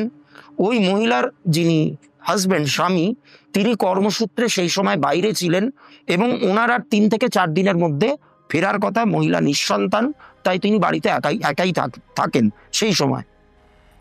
তা একা যেহেতু থাকেন এবং এরকম টাইপের ঘটনা ওনার সঙ্গে শুরু হলো যে গা ছমছম করা, কেউ একটা নজরদারি করছে অথচ কাউকে দেখা যাচ্ছে না এবং তার খাটের চারপাশে কেউ একটা প্রদক্ষিণ করছে, এরকম একটা অনুভূতি হওয়ায় উনি কিন্তু সেই রাতটুকু মানে বেশ ভয়ের মধ্যে দিয়েই কাটালেন। কিন্তু কিছু তো করার নেই, থাকতে তো হবেই, বাড়ি ছেড়ে উনি তো আর বেরিয়ে আসতে পারবেন না। কিন্তু মোটামুটি পুরো রাতটা ধরেই কিন্তু ওনার সঙ্গে এরকম নানান রকম অদ্ভুত অদ্ভুত ঘটনা চললো এবং ভোর 4টে কি 4:30 নাগাদ এই ব্যাপারগুলো আস্তে আস্তে একটুখানি স্থিতিশীল হতে লাগলো। তারপরে উনি একটু ঘুমালেন, 2 চোখের পাতা এক করার একটা সুযোগ পেলেন। কিন্তু ঘুমানোর 2 থেকে 2.5 ঘন্টার মধ্যে যেই হসপিটালে তিনি ওই অসুস্থ মহিলাকে ভর্তি করেন সেখান থেকে একটা ফোন আসে এবং ওনাকে জানানো হয় যে সেই মহিলা কিন্তু মারা গেছেন, সেই রাতেই কিন্তু তিনি এক্সপায়ার করেছেন, তার ম্যাসিভ স্ট্রোক হয়েছিল, তাকে আর বাঁচানো যায়নি। এবং এইটা শোনার পর ওনার কিন্তু ভয়টা আরো বেশি বেড়ে গেল এবং যখনই এই কথাটা শুনে উনি ফোনটাকে ডিসকানেক্ট করলেন তখনই মনে হলো চারপাশ থেকে একটা হাসির আওয়াজ তিনি পাচ্ছেন এবং ওনার কানের কাছে ফিসফিস ফিসফিস করে কেউ যেন কিছু একটা কথা বলছেন। এইবার এরপর উনি যখন আরো 2-1 দিন কাটবার পর উনি যখন ওনার যে ফ্রেন্ড সার্কেল বলুন বা সোশ্যাল সার্কেল বলুন সেখানে যে মেলামেশা করতে যাচ্ছেন, সেখানে যখনই র্যান্ডাম কারোর সামনে গিয়ে তিনি দাঁড়াচ্ছেন তখনই যেন ওনার কানের কাছে কেউ একটা বলে উঠছে যে এই ব্যক্তিটার সঙ্গে অদূর ভবিষ্যতে কি ঘটনা ঘটবে।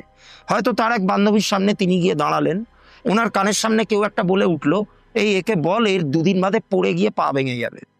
আবার হয়তো কারোর সামনে গিয়ে দাঁড়ালেন, তাকে গিয়ে মানে তখন ওনার কানের কাছে কেউ ওই একই কণ্ঠস্বর বলে উঠলো, একটু ফ্যাস ফ্যাস একটা আওয়াজ, মানে রেডিও থেকে, আগেকার দিনে রেডিও থেকে যেরকম ঘষা ঘষা আওয়াজ বেরোতো সেরকম একটা আওয়াজ ওনার কানের কাছে বলে উঠলো যে একে বল এর ছেলের কদিন বাদে জ্বর হবে এবং 3 দিন 4 দিন ভোগাবে, স্কুল যেতে পারবে না।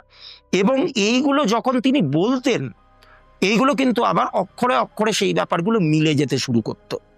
তো এইবার এইগুলো হতে হতে, এবং সবই কিন্তু নেগেটিভ, মানে যেগুলো বলা হতো সেগুলো কিন্তু সবটাই নেগেটিভ ঘটনা।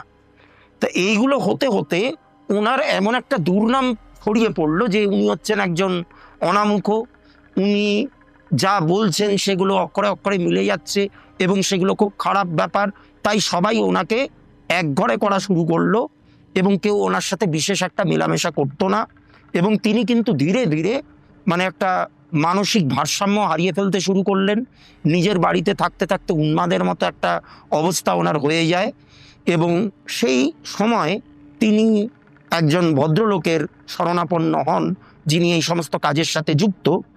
তিনি যখন ব্যাপারটা ইনভেস্টিগেট করতে আসেন বা এই দায়িত্বটা যখন তিনি হাতে নেন, তিনি বলেন যে তাকে পুরো ঘটনাটা বলা হয়, অতীতের যে ঘটনা, বিশেষ করে এই হসপিটালে অ্যাডমিট করার ব্যাপারটা, এবং ওই মহিলা, ওই অসুস্থ মহিলা, তার মৃত্যু হওয়ার পর থেকে ওনার সঙ্গে যে সমস্ত উদ্ভট ঘটনাগুলো ঘটা শুরু করে, ওই পুরো ব্যাপারটা ওনাকে বলা হয়।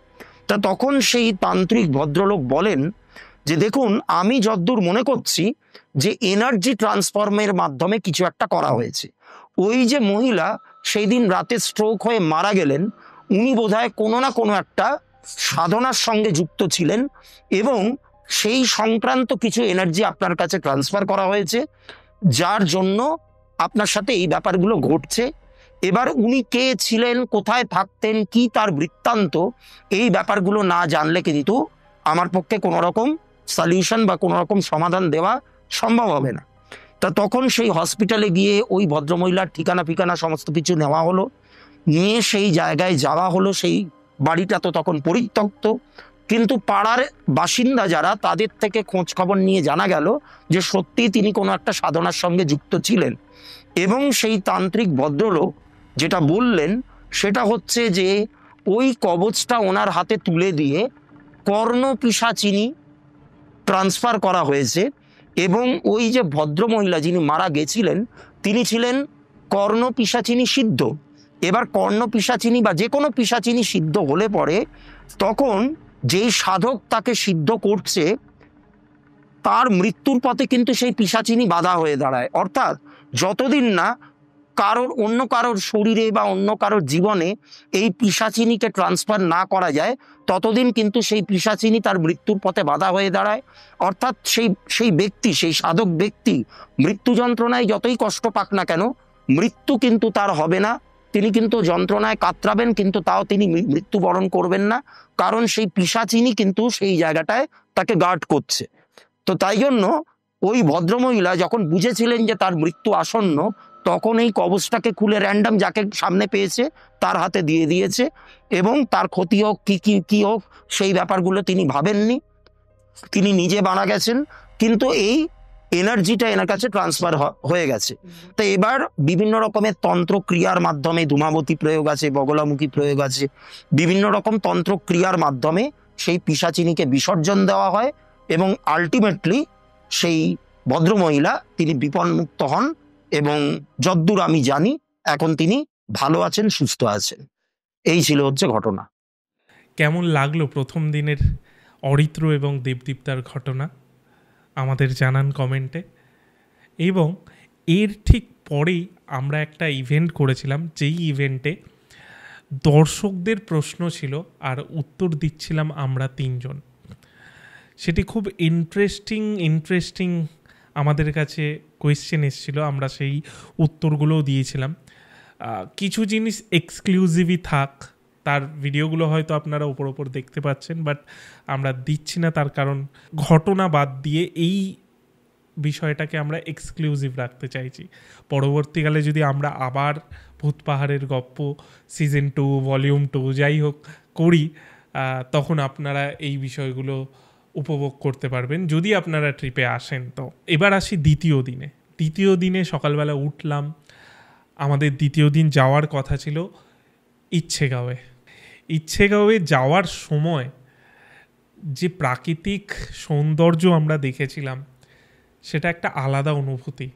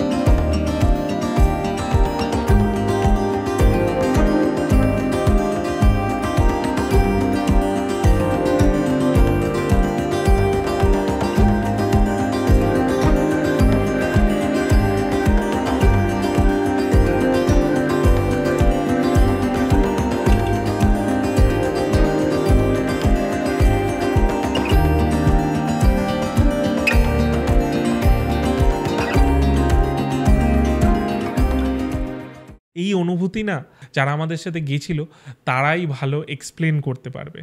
সেই মেঘের মধ্যে থেকে, একেতেই আমরা বর্ষায় গেছি, আর মেঘের মধ্যে থেকে যখন আমাদের গাড়িগুলো 3টে গাড়ি যাচ্ছিল, আলাদাই একটা অনুভূতি হচ্ছিল। তারপর আমরা পৌঁছালাম ইচ্ছেগাঁওয়ে। আর ইচ্ছেগাঁওয়ে যে রিসর্টটা আমাদের জন্য বুক করা হয়েছিল শামিয়ানার তরফ থেকে, তার সামনের ভিউটা,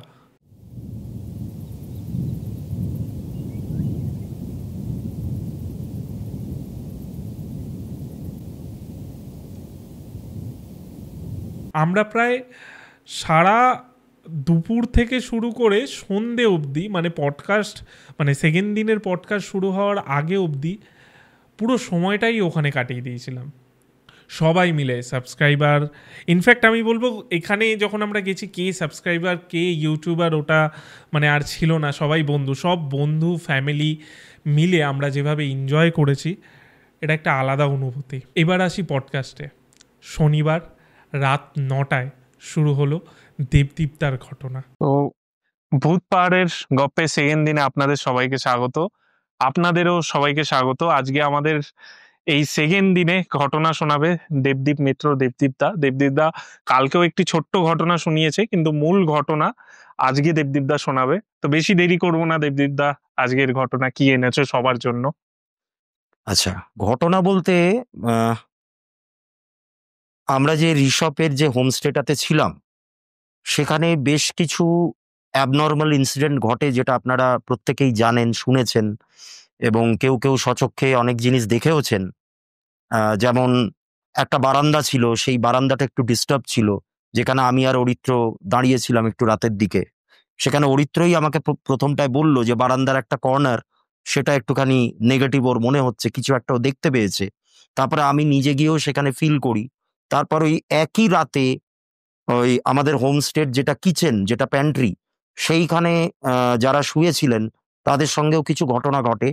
এবং একটি রুমে যেখানে কয়েকজন ব্যাচেলার ছেলেরা ছিল, সেখানেও একটা ইনসিডেন্ট হয়। অর্থাৎ একটি ছেলে আরেকটি ছেলেকে দেখতে পায় যে বারান্দার বাইরে দাঁড়িয়ে, জানলার কাছে দাঁড়িয়ে ভেতর দিকে দেখছে। এবার তাকে ফোন করা হয়, মানে ও যাকে ভেবেছে যে দেখছে তাকে ফোন করা হয়। তখন সে বলে যে না, আমি তখন রুমেই ছিলাম না, বা রুমের আশেপাশে আমি তখন ছিলাম না। তো এইরকম কতগুলো নেগেটিভ ব্যাপার।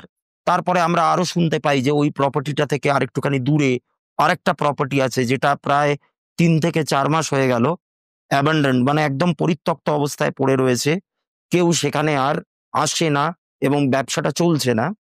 তা এই যে বেড়াতে গিয়ে বিভিন্ন জায়গায় আমরা যে হোটেলগুলোতে থাকি, সেই হোটেলগুলোর বেশিরভাগ ক্ষেত্রেই, আমি বলবো না সবগুলোতেই, কিন্তু বেশিরভাগ হোটেলের ক্ষেত্রে কিছু একটা ঘটনা কিন্তু লুকিয়ে থাকে, যেটা আমরা পরে গিয়ে জানতে পারি। এরকম ঘটনা, এরকম অভিজ্ঞতা বহু মানুষের হয়েছে, এবং আমাদেরও খুব সম্প্রতি এইখানে থাকতে এসেও হলো।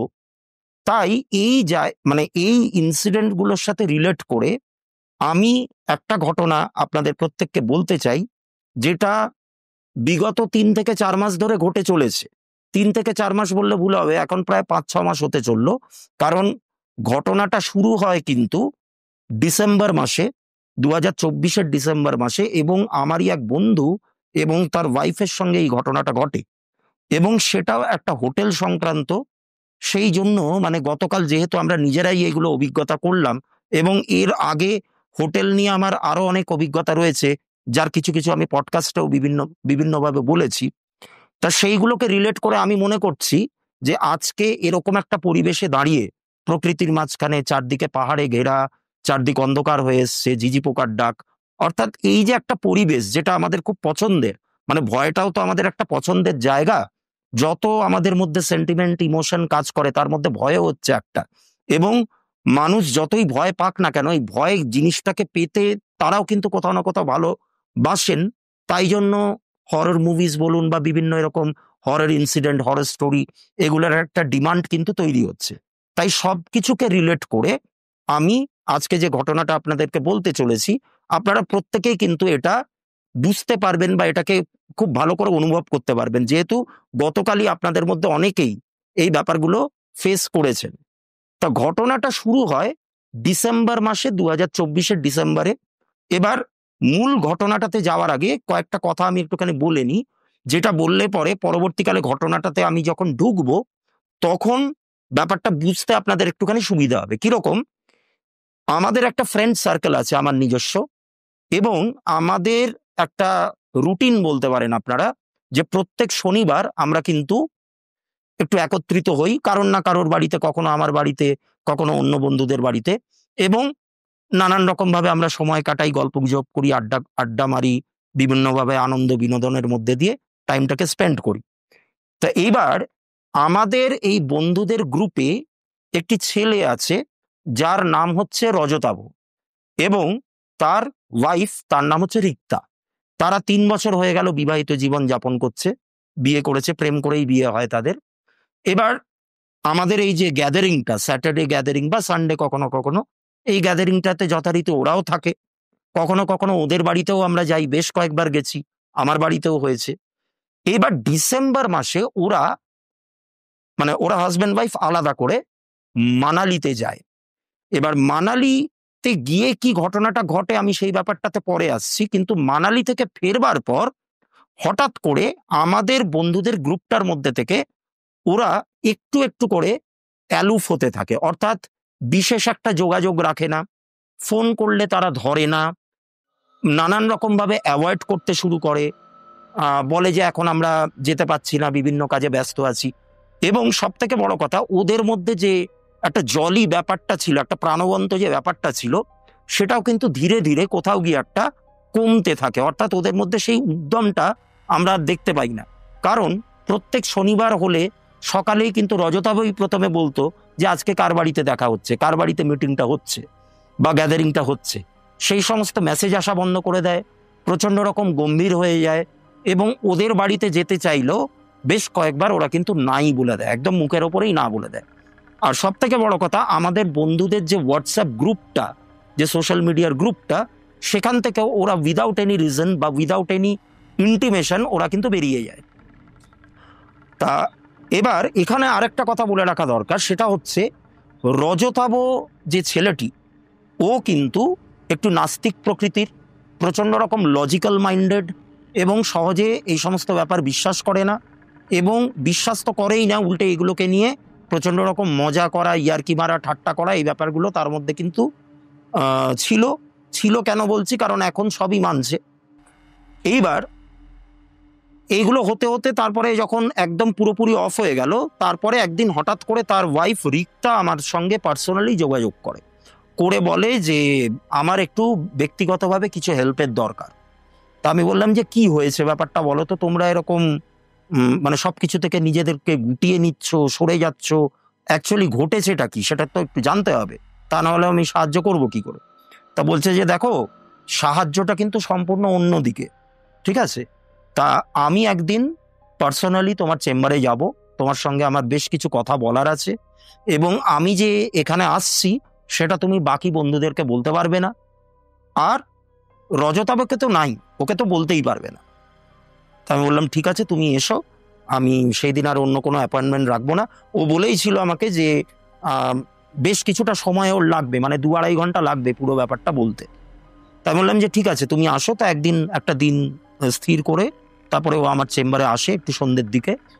তা ও মানালির হোটেলে ঘটে যাওয়া কিছু ঘটনা আমাকে বলে, যার পর থেকে ওদের জীবনে কিন্তু মারাত্মক রকমের একটা অশান্তি শুরু হয়।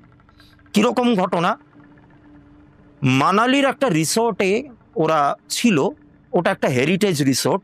এবারে দেখুন, কিছু আইনি ব্যাপার তো থাকে, আমি এখানে রিসোর্টের নামটা এখানে নিতে পারবো না, তবে কিছু হিন্টস আমি আপনাদেরকে দিতে পারি, যেটা দিলে পরে আপনাদের মধ্যে থেকে অনেকেই, বা যেসব শ্রোতারা এখন মানে ওপার থেকে বসে শুনছেন, তারা অনেকেই রিলেট করতে পারবেন বা বুঝতে পারবেন।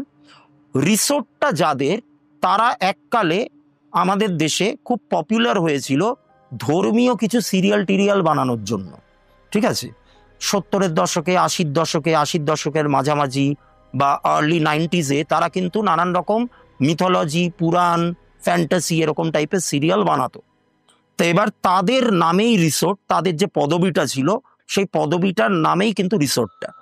এবারে সেই রিসোর্টে ওরা থাকা শুরু করে, মানে সেই রিসোর্টের একটা রুম ওরা বুক করে ওখানে গেছিল। গিয়ে যখন ওরা সেই রুমটাতে ঢুকে সেখানে যে জানলাটা, সেই জানলার বাইরে ওরা প্রপার কোনো ভিউ দেখতে পায় না, মানে দূরে যে পাহাড় দেখা যাবে বা একটু গাছপালা দেখা যাবে সেরকম কিছু নেই। তো ওরা তখন হোটেল কর্তৃপক্ষের সঙ্গে কথা বলে যে আমরা এই রুমটা নিতে চাইছি না, কারণ এখানে ভিউটা ভালো না, তা আমাদেরকে অন্য একটা রুম অ্যালট করা হোক যেখানে আমরা জানলার বাইরে একটা ভালো দৃশ্য দেখতে পাবো, যেটা পাহাড়ে গেলে প্রত্যেকেরই একটা ইচ্ছা থাকে যে এরকম দেখবো। তা সেই রকম একটা ঘর ওদেরকে নানান রকম ইয়ে করে রিকোয়েস্ট করার পর ওদেরকে অ্যালট করা হলো এবং ওরা ওই ঘরটাতে গিয়ে ঢুকলো। এবার ওই ঘরটাতে গিয়ে ঢোকার পরেই রজতাভ যখন প্রথমে ওয়াশরুমে গেল একটুখানি ফ্রেশ হওয়ার জন্য, প্রথমেই ওর হঠাৎ করে মনে হলো যে ওর গাটা কেমন যেন একটু ভারী হয়ে আসছে। মানালি এমনিতেই ঠান্ডার জায়গা, কিন্তু ওই বাথরুমটাতে, ওই ওয়াশরুমের মধ্যেটাতে ঠান্ডাটা যেন আরো দ্বিগুণ, মানে রুমের মধ্যে যে টেম্পারেচার সেইটা কিন্তু আরো বেশি করে ড্রপ করছে ওই বাথরুমটাতে ঢোকার পর। প্রচন্ড রকমের একটা নেগেটিভ একটা ভাইব্রেশনও ফিল করতে পারে, অথচ ও প্রচন্ড রকম লজিক্যাল মাইন্ডেড। কিন্তু ওর সেই মোমেন্টটাতে মনে হলো যে ওই বাথরুমটাতে ও কিন্তু একা নয়, আরও কেউ কিন্তু ওর মধ্যে রয়েছে এবং গাটা একটুখানি ভারী হয়ে আসছে। তা ও প্রপার ওয়েতে ফ্রেশ হতে পারলো না, ও বেরিয়ে এলো। বেরিয়ে আসার পর ও দেখছে যে ওর ওয়াইফ সমস্ত লাগেজগুলো আনপ্যাকিং করছে। তা তখন ওর ওয়াইফকে ব্যাপারটা বলে। ওর ওয়াইফও তখন ওর দেখা দেখি ওই বাথরুমটাতে যায়, ওয়াশরুমে। বেরিয়ে আসার পর ও কিন্তু একই কথা বলল যে আমার স্পষ্ট মনে হলো ওখানে আমি একা নই, আরও কেউ রয়েছে এবং তারা ঘোরাফেরা করছে, মানে এক জায়গায় তারা স্ট্যাগনেন্ট দাঁড়িয়ে নেই, কিন্তু তারা নানান জায়গায় ঘুরছে এবং কারোর একটা অদৃশ্য চোখ যেন আমার উপরে প্রচন্ড রকমভাবে নজরদারি করছে, এই ব্যাপারটা কিন্তু আমার মনে হয়েছে। এটা রিক্তা বলল। এইবার সেই মোমেন্টের জন্য ওরা এই ব্যাপারটাকে অতটা গুরুত্ব দিল না।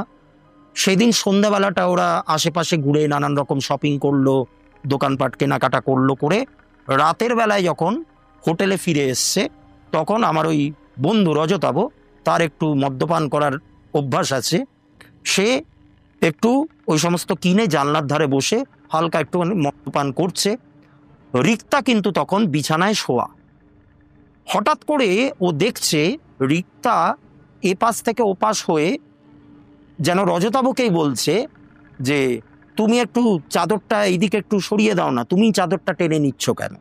অথচ রজতাভ কিন্তু তখন বিছানায় নেই, ও কিন্তু জানলার ধারে বসে মদ্যপান করছিল বাইরের দৃশ্য দেখতে দেখতে।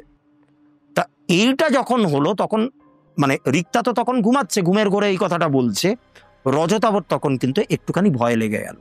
ও বলল, ও তখন রিক্তাকে ঠেলে ওঠালো, উঠিয়ে বলল যে কি হলো, তুমি কি বলছো? আমি তো তোমার পাশেই ছিলাম না, তুমি তো মানে বিছানায় শুয়ে আছো একা, আমি তো জানলার ধারে ছিলাম, তা তুমি এটা কাকে বলছো? তা রিক্তা তখন বলছে যে আমার ঘুমের ঘোরেই যেন মনে হলো আমার পাশে কেউ রয়েছে এবং আমার গায়ে যে কম্বলটা দেওয়া ছিল, যে ব্ল্যাঙ্কেটটা, সেটাকে কেউ টেনে এদিক থেকে ওদিক নিয়ে গেল, তাই জন্যই আমি ওই কথাটা বলেছি, আমি ভেবেছি তুমিই এসছো। তা এইটা ঘটার পর ওদের কিন্তু বেশ ভয় লেগে গেল। এবার এইটা যখন হলো তখন সঙ্গে সঙ্গে মনে হচ্ছে যেন বাথরুমে কলটা আস্তে করে কেউ খুলে দিল এবং বালতির মধ্যে টপ টপ টপ টপ করে জল পড়ার শব্দ শুরু হচ্ছে। বাথরুমের আলোটা জ্বলছে নিচ্ছে, ফ্লিকার করছে। রুমের মধ্যেও আলোটা কিন্তু বেশ মানে ভালো রকমই ফ্লিকার করছে, অর্থাৎ ভোল্টেজ ফ্লাকচুয়েশন হচ্ছে। এবারে বাথরুমে যখন ওরা গেল তখন মানে অটোমেটিক্যালি কল থেকে জল পড়ছিল। শাওয়ার মানে যেটা লাগানো ছিল সেখান থেকেও একটু জল পড়ছে।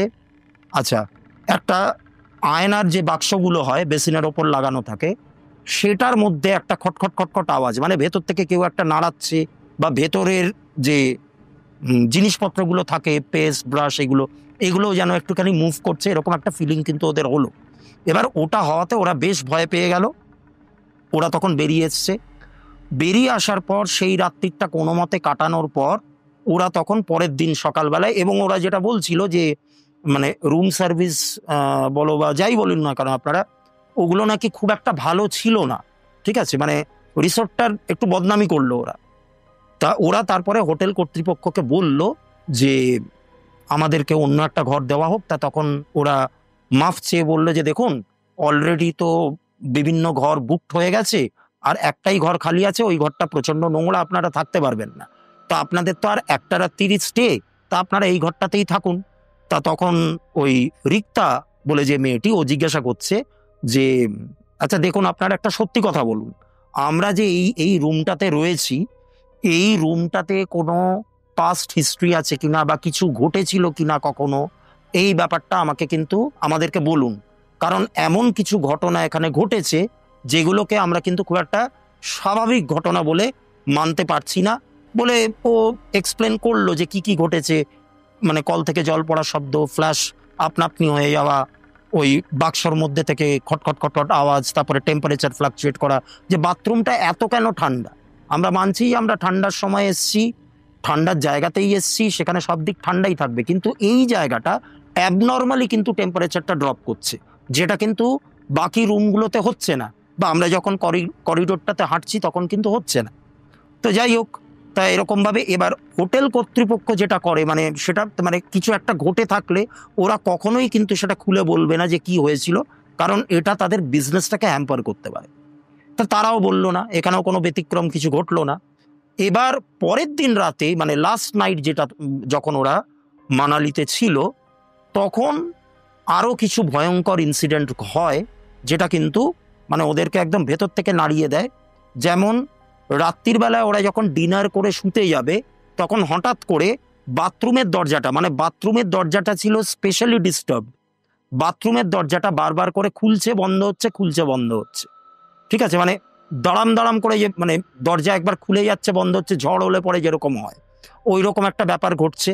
জানলার ভেতরে যে স্কাইলাইটের যে কাঁচগুলো, সেইগুলোর মধ্যে থেকে একটা দুটো কাঁচ কোনো কারণ ছাড়াই ভেঙে পড়ে গেল।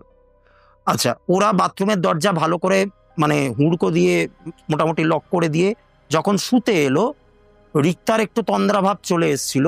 রজতাভর মনে হলো যে ওর ঠিক খাটের পাশটাতে কেউ একটা দাঁড়িয়েছিল, এবং সে একদিক থেকে আরেক দিকে পাস করে গেল, এবং তার গায়ে একটা সাদা কাপড়ের মতো কিছু একটা ছিল, একটা শ্যাডোই ফিগার মতো ও দেখতে পেল। তা ওটা দেখে স্বাভাবিকভাবেই যা হয়, ভয় পেয়েছে। আর মাঝরাতে যখন 3টে অতিক্রম করে, রাত 3টে যখন পেরিয়ে যায়, তখন হাজব্যান্ড ওয়াইফ দুজনেরই একসাথে ঘুম ভেঙে যায় অ্যাবনর্মাল কিছু আওয়াজে, এবং ওদের মনে হয় মানে জানলার যে পর্দাটা একটুখানি হালকা ফাঁক করা ছিল, ওদের মনে হলো যে ওই পর্দার ফাঁক দিয়ে এক সাইড থেকে আরেক সাইডে কেউ যেন একটা সরে গেল, বা কেউ ওদেরকে অবজার্ভ করছে, এরকম একটা কিছু ওদের মনে হলো।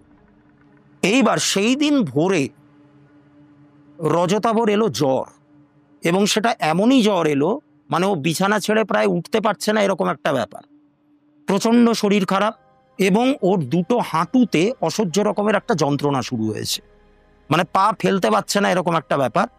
আর রিক্তাও দেখতে পেল যে ওর পায়ের পাতাটা বেশ ফোলা, তা সেটার কোনো কারণ ওরা খুঁজে পেল না। এবারে জ্বর বলে তো আর থেকে যাওয়া যাবে না, কারণ সেদিনই ওদের চেক আউট, আর এই হোটেলে স্পেশালি আরোই থাকা যাবে না। তা ওরা তখন কি করলো, কোনো মতে জ্বরের ওষুধ টষুধ খেয়ে রজতাভ একটুখানি জ্বরটাকে ছাড়িয়ে ওরা ওখান থেকে কোনো মতে বেরোলো। কিন্তু বাকি মানালি ট্রিপটা ওরা যতদিন ওখানে ছিল, পুরো ট্রিপটাই ওরা প্রপার ওয়েতে এনজয় করতে পারেনি, ওদের শরীর খারাপ লেগেই ছিল। এইবারে ওরা যখন কলকাতায় ব্যাক করলো, এখান থেকে শুরু হলো কিন্তু আসল ঘটনাটা। ওখানে তো কিছু জিনিস ঘটেছিল, কিন্তু তার আফটার এফেক্ট, ওরা ভেবেছিল যে কলকাতায় ফেরবার পর সবকিছু ওভার হয়ে যাবে, ওরা আর কিছু ফেস করবে না সেরকম, কিন্তু সেটা যে ওদের কত বড় একটা ভুল ধারণা ছিল, সেটা কলকাতায় ফেরবার পরে ওরা বুঝতে পারলো। কি বুঝলো? যখন ওরা কলকাতায় ফিরলো, তখন এই হাজব্যান্ড ওয়াইফের মধ্যে কথায় কথায় হঠাৎ করে অশান্তি লাগা শুরু হলো। অশান্তি, এবং সেই অশান্তিটা এমন চরম সীমায় পৌঁছে যেত মাঝে মধ্যে যে প্রায় সেপারেশন হওয়ার মতো একটা ব্যাপার। রজতাভ একটা খুব ভালো জায়গায় চাকরি করত, এবং মাস গেলে একটা মোটা টাকার মাইনে পেত। হঠাৎ করে সেই জায়গাটাতে, মানে তার কর্মস্থলে তার যে সহকর্মী যারা রয়েছেন, তাদের সঙ্গে অদ্ভুতভাবে রজতাভ ঝগড়াঝাটিতে কিন্তু একটু জড়িয়ে পড়া শুরু করলো। রজতাভ কিন্তু মানে চট করে খুব একটা তর্ক বিতর্কের মধ্যে যায় না, এমনিতে একটু মাথা ঠান্ডা, কিন্তু সেই মানে পান থেকে চুন খসলে পরে সে একটা টিম লিড করতো তার অফিসে, সে কিন্তু মারাত্মক রকমভাবে রেগে যেত, ওদের প্রতি একটা মিসবিহেভ করতো এবং অশালীন ভাষা প্রয়োগ করত। এরকম করতে করতে তার নামে কিন্তু হায়ার অথরিটির কাছে মানে মানে একটু নেগেটিভ কমপ্লেন যাওয়া শুরু করলো। এবং জানুয়ারির একদম এন্ডের দিকে বা ফেব্রুয়ারির একদম শুরুর দিকে রজতাভর কিন্তু কাজটা চলে যায়। কারণ তার পারফরমেন্সটাও কিন্তু অনেকটাই ডাউন হয়ে গেল। এবারে যেই রজতাভর কাজটা চলে গেল, চাকরিটা যেই চলে গেল, তখনই ওদের শুরু হলো নতুন করে আর্থিক সমস্যা। কারণ ওদের বেশ কিছু ইএমআই চলছিল, যেই ফ্ল্যাটটাতে ওরা থাকতো সেই ফ্ল্যাটটা ওদের নতুন ফ্ল্যাট, 1 বছর আগে কেনা, তার একটা মোটা টাকার ইএমআই ওদেরকে দিতে হবে। রিক্তা সে নিজে কোনো চাকরি না করলেও সে ফ্রিল্যান্সিং কিছু কাজ টাজ করতো, কিন্তু ওই রোজগারে ওই ফ্ল্যাটের ইএমআই, একটা হিউজ অ্যামাউন্টের ইএমআই, ওইটা কিন্তু দেওয়া সম্ভব হতো না ওদের পক্ষে। তাই জন্য ওরা একটা বিরাট রকমের একটা সমস্যার মধ্যে পড়লো, ঝগড়াঝাটি তো লেগেই থাকলো। তারপরে শুরু হলো হচ্ছে শরীর খারাপ, কথায় কথায় কিন্তু ওদের শরীর খারাপ হওয়া শুরু করলো, এবং এই শরীর খারাপটা রজতাভর কিন্তু আরো বেশি মাত্রায় হওয়া স্টার্ট হলো। এবং সব থেকে বড় কথা যেটা, ঘুম থেকে উঠবার পর ও দেখতো, মানে রজতাভ এটা বিশেষভাবে অনুভব করতো যে ওর সারা গা হাত পা প্রচন্ড রকম ব্যথা করছে, বিশেষ করে বডিতে যে জয়েন্টগুলো, যে গাঁটের যে জায়গাগুলো, সেই গাঁটের জায়গাগুলোতে স্পেশালি কিন্তু ব্যথা, কখনো কখনো কালশিটের দাগও কিন্তু ও দেখতে পেত। তা এরকম ভাবে চলতে চলতে এইবার যেটা নতুন শুরু হলো সেটা হচ্ছে রজতাভর মধ্যে একটা উইথড্রল সিনড্রোম চলে এলো। কিরকম, যেই যেই জিনিসগুলো ওদের ভালো লাগতো, মানে রজতাভর, সেই ব্যাপারগুলো থেকে ও নিজেকে সরিয়ে আনা শুরু করলো। ও যেই খাবারগুলো পছন্দ করতো সেই খাবারগুলো আর খেতে পছন্দ করছে না। নানান রকমভাবে একটা বিতৃষ্ণা ওর মধ্যে চলে এলো। দিনের বেশিরভাগ সময় ঘুমিয়ে কাটাচ্ছে। চাকরি চলে গেছে, সেটা আমি আগেই বলেছিলাম।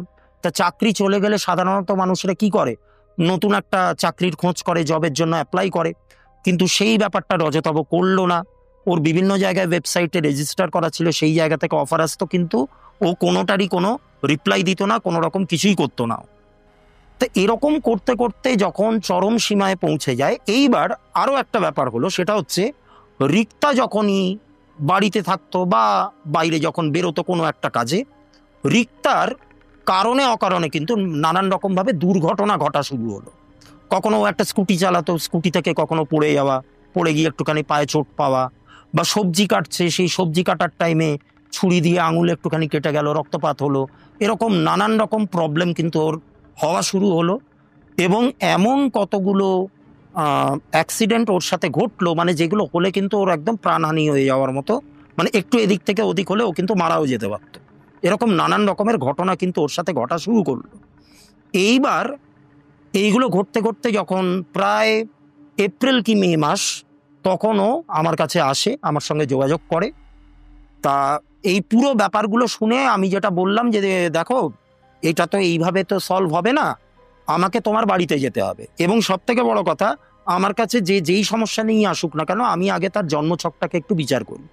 জন্মছকটা বিচার না করে আমি এগুলো করি না। তার কারণ এই যে ঘটনাগুলো আমি বললাম, যে চাকরি চলে যাওয়া, দুর্ঘটনা ঘটা, শরীর খারাপ হওয়া, এগুলো সবই কিন্তু গ্রহ নক্ষত্রের কিছু কারণবশত হতে পারে। তাই আমি আগে তার জন্মছকটা প্রপার ওয়েতে একটুখানি বিচার করে নিই, তারপরে আমি সেই ব্যাপারটাকে অ্যানালাইজ করি। এইবার এই জায়গাটা বিচার করতে গিয়ে আমি রজতাভ এবং রিক্তা দুজনেরই চার্ট দেখলাম, কারণ এটা মানে বৈবাহিক জীবনে একটা অশান্তি।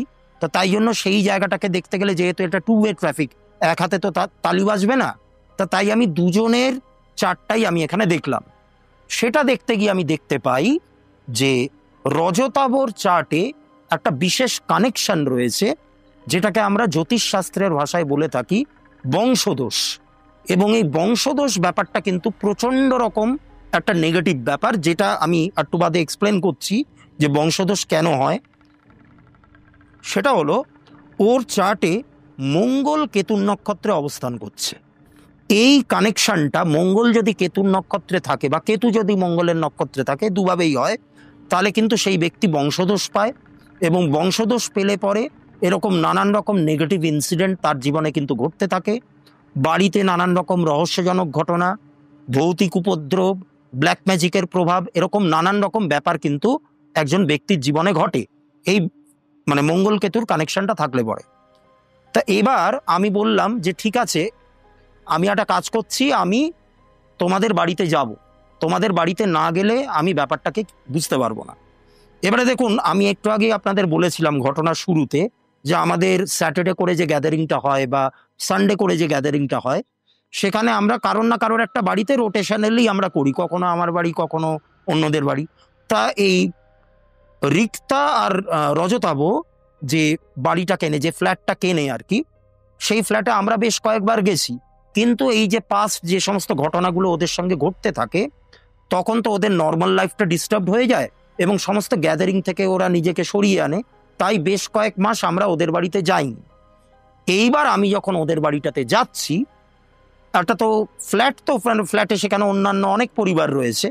ওদের হচ্ছে একদম 4th ফ্লোরে হচ্ছে ওদের বাড়িটা, মানে ওদের ফ্ল্যাটটা।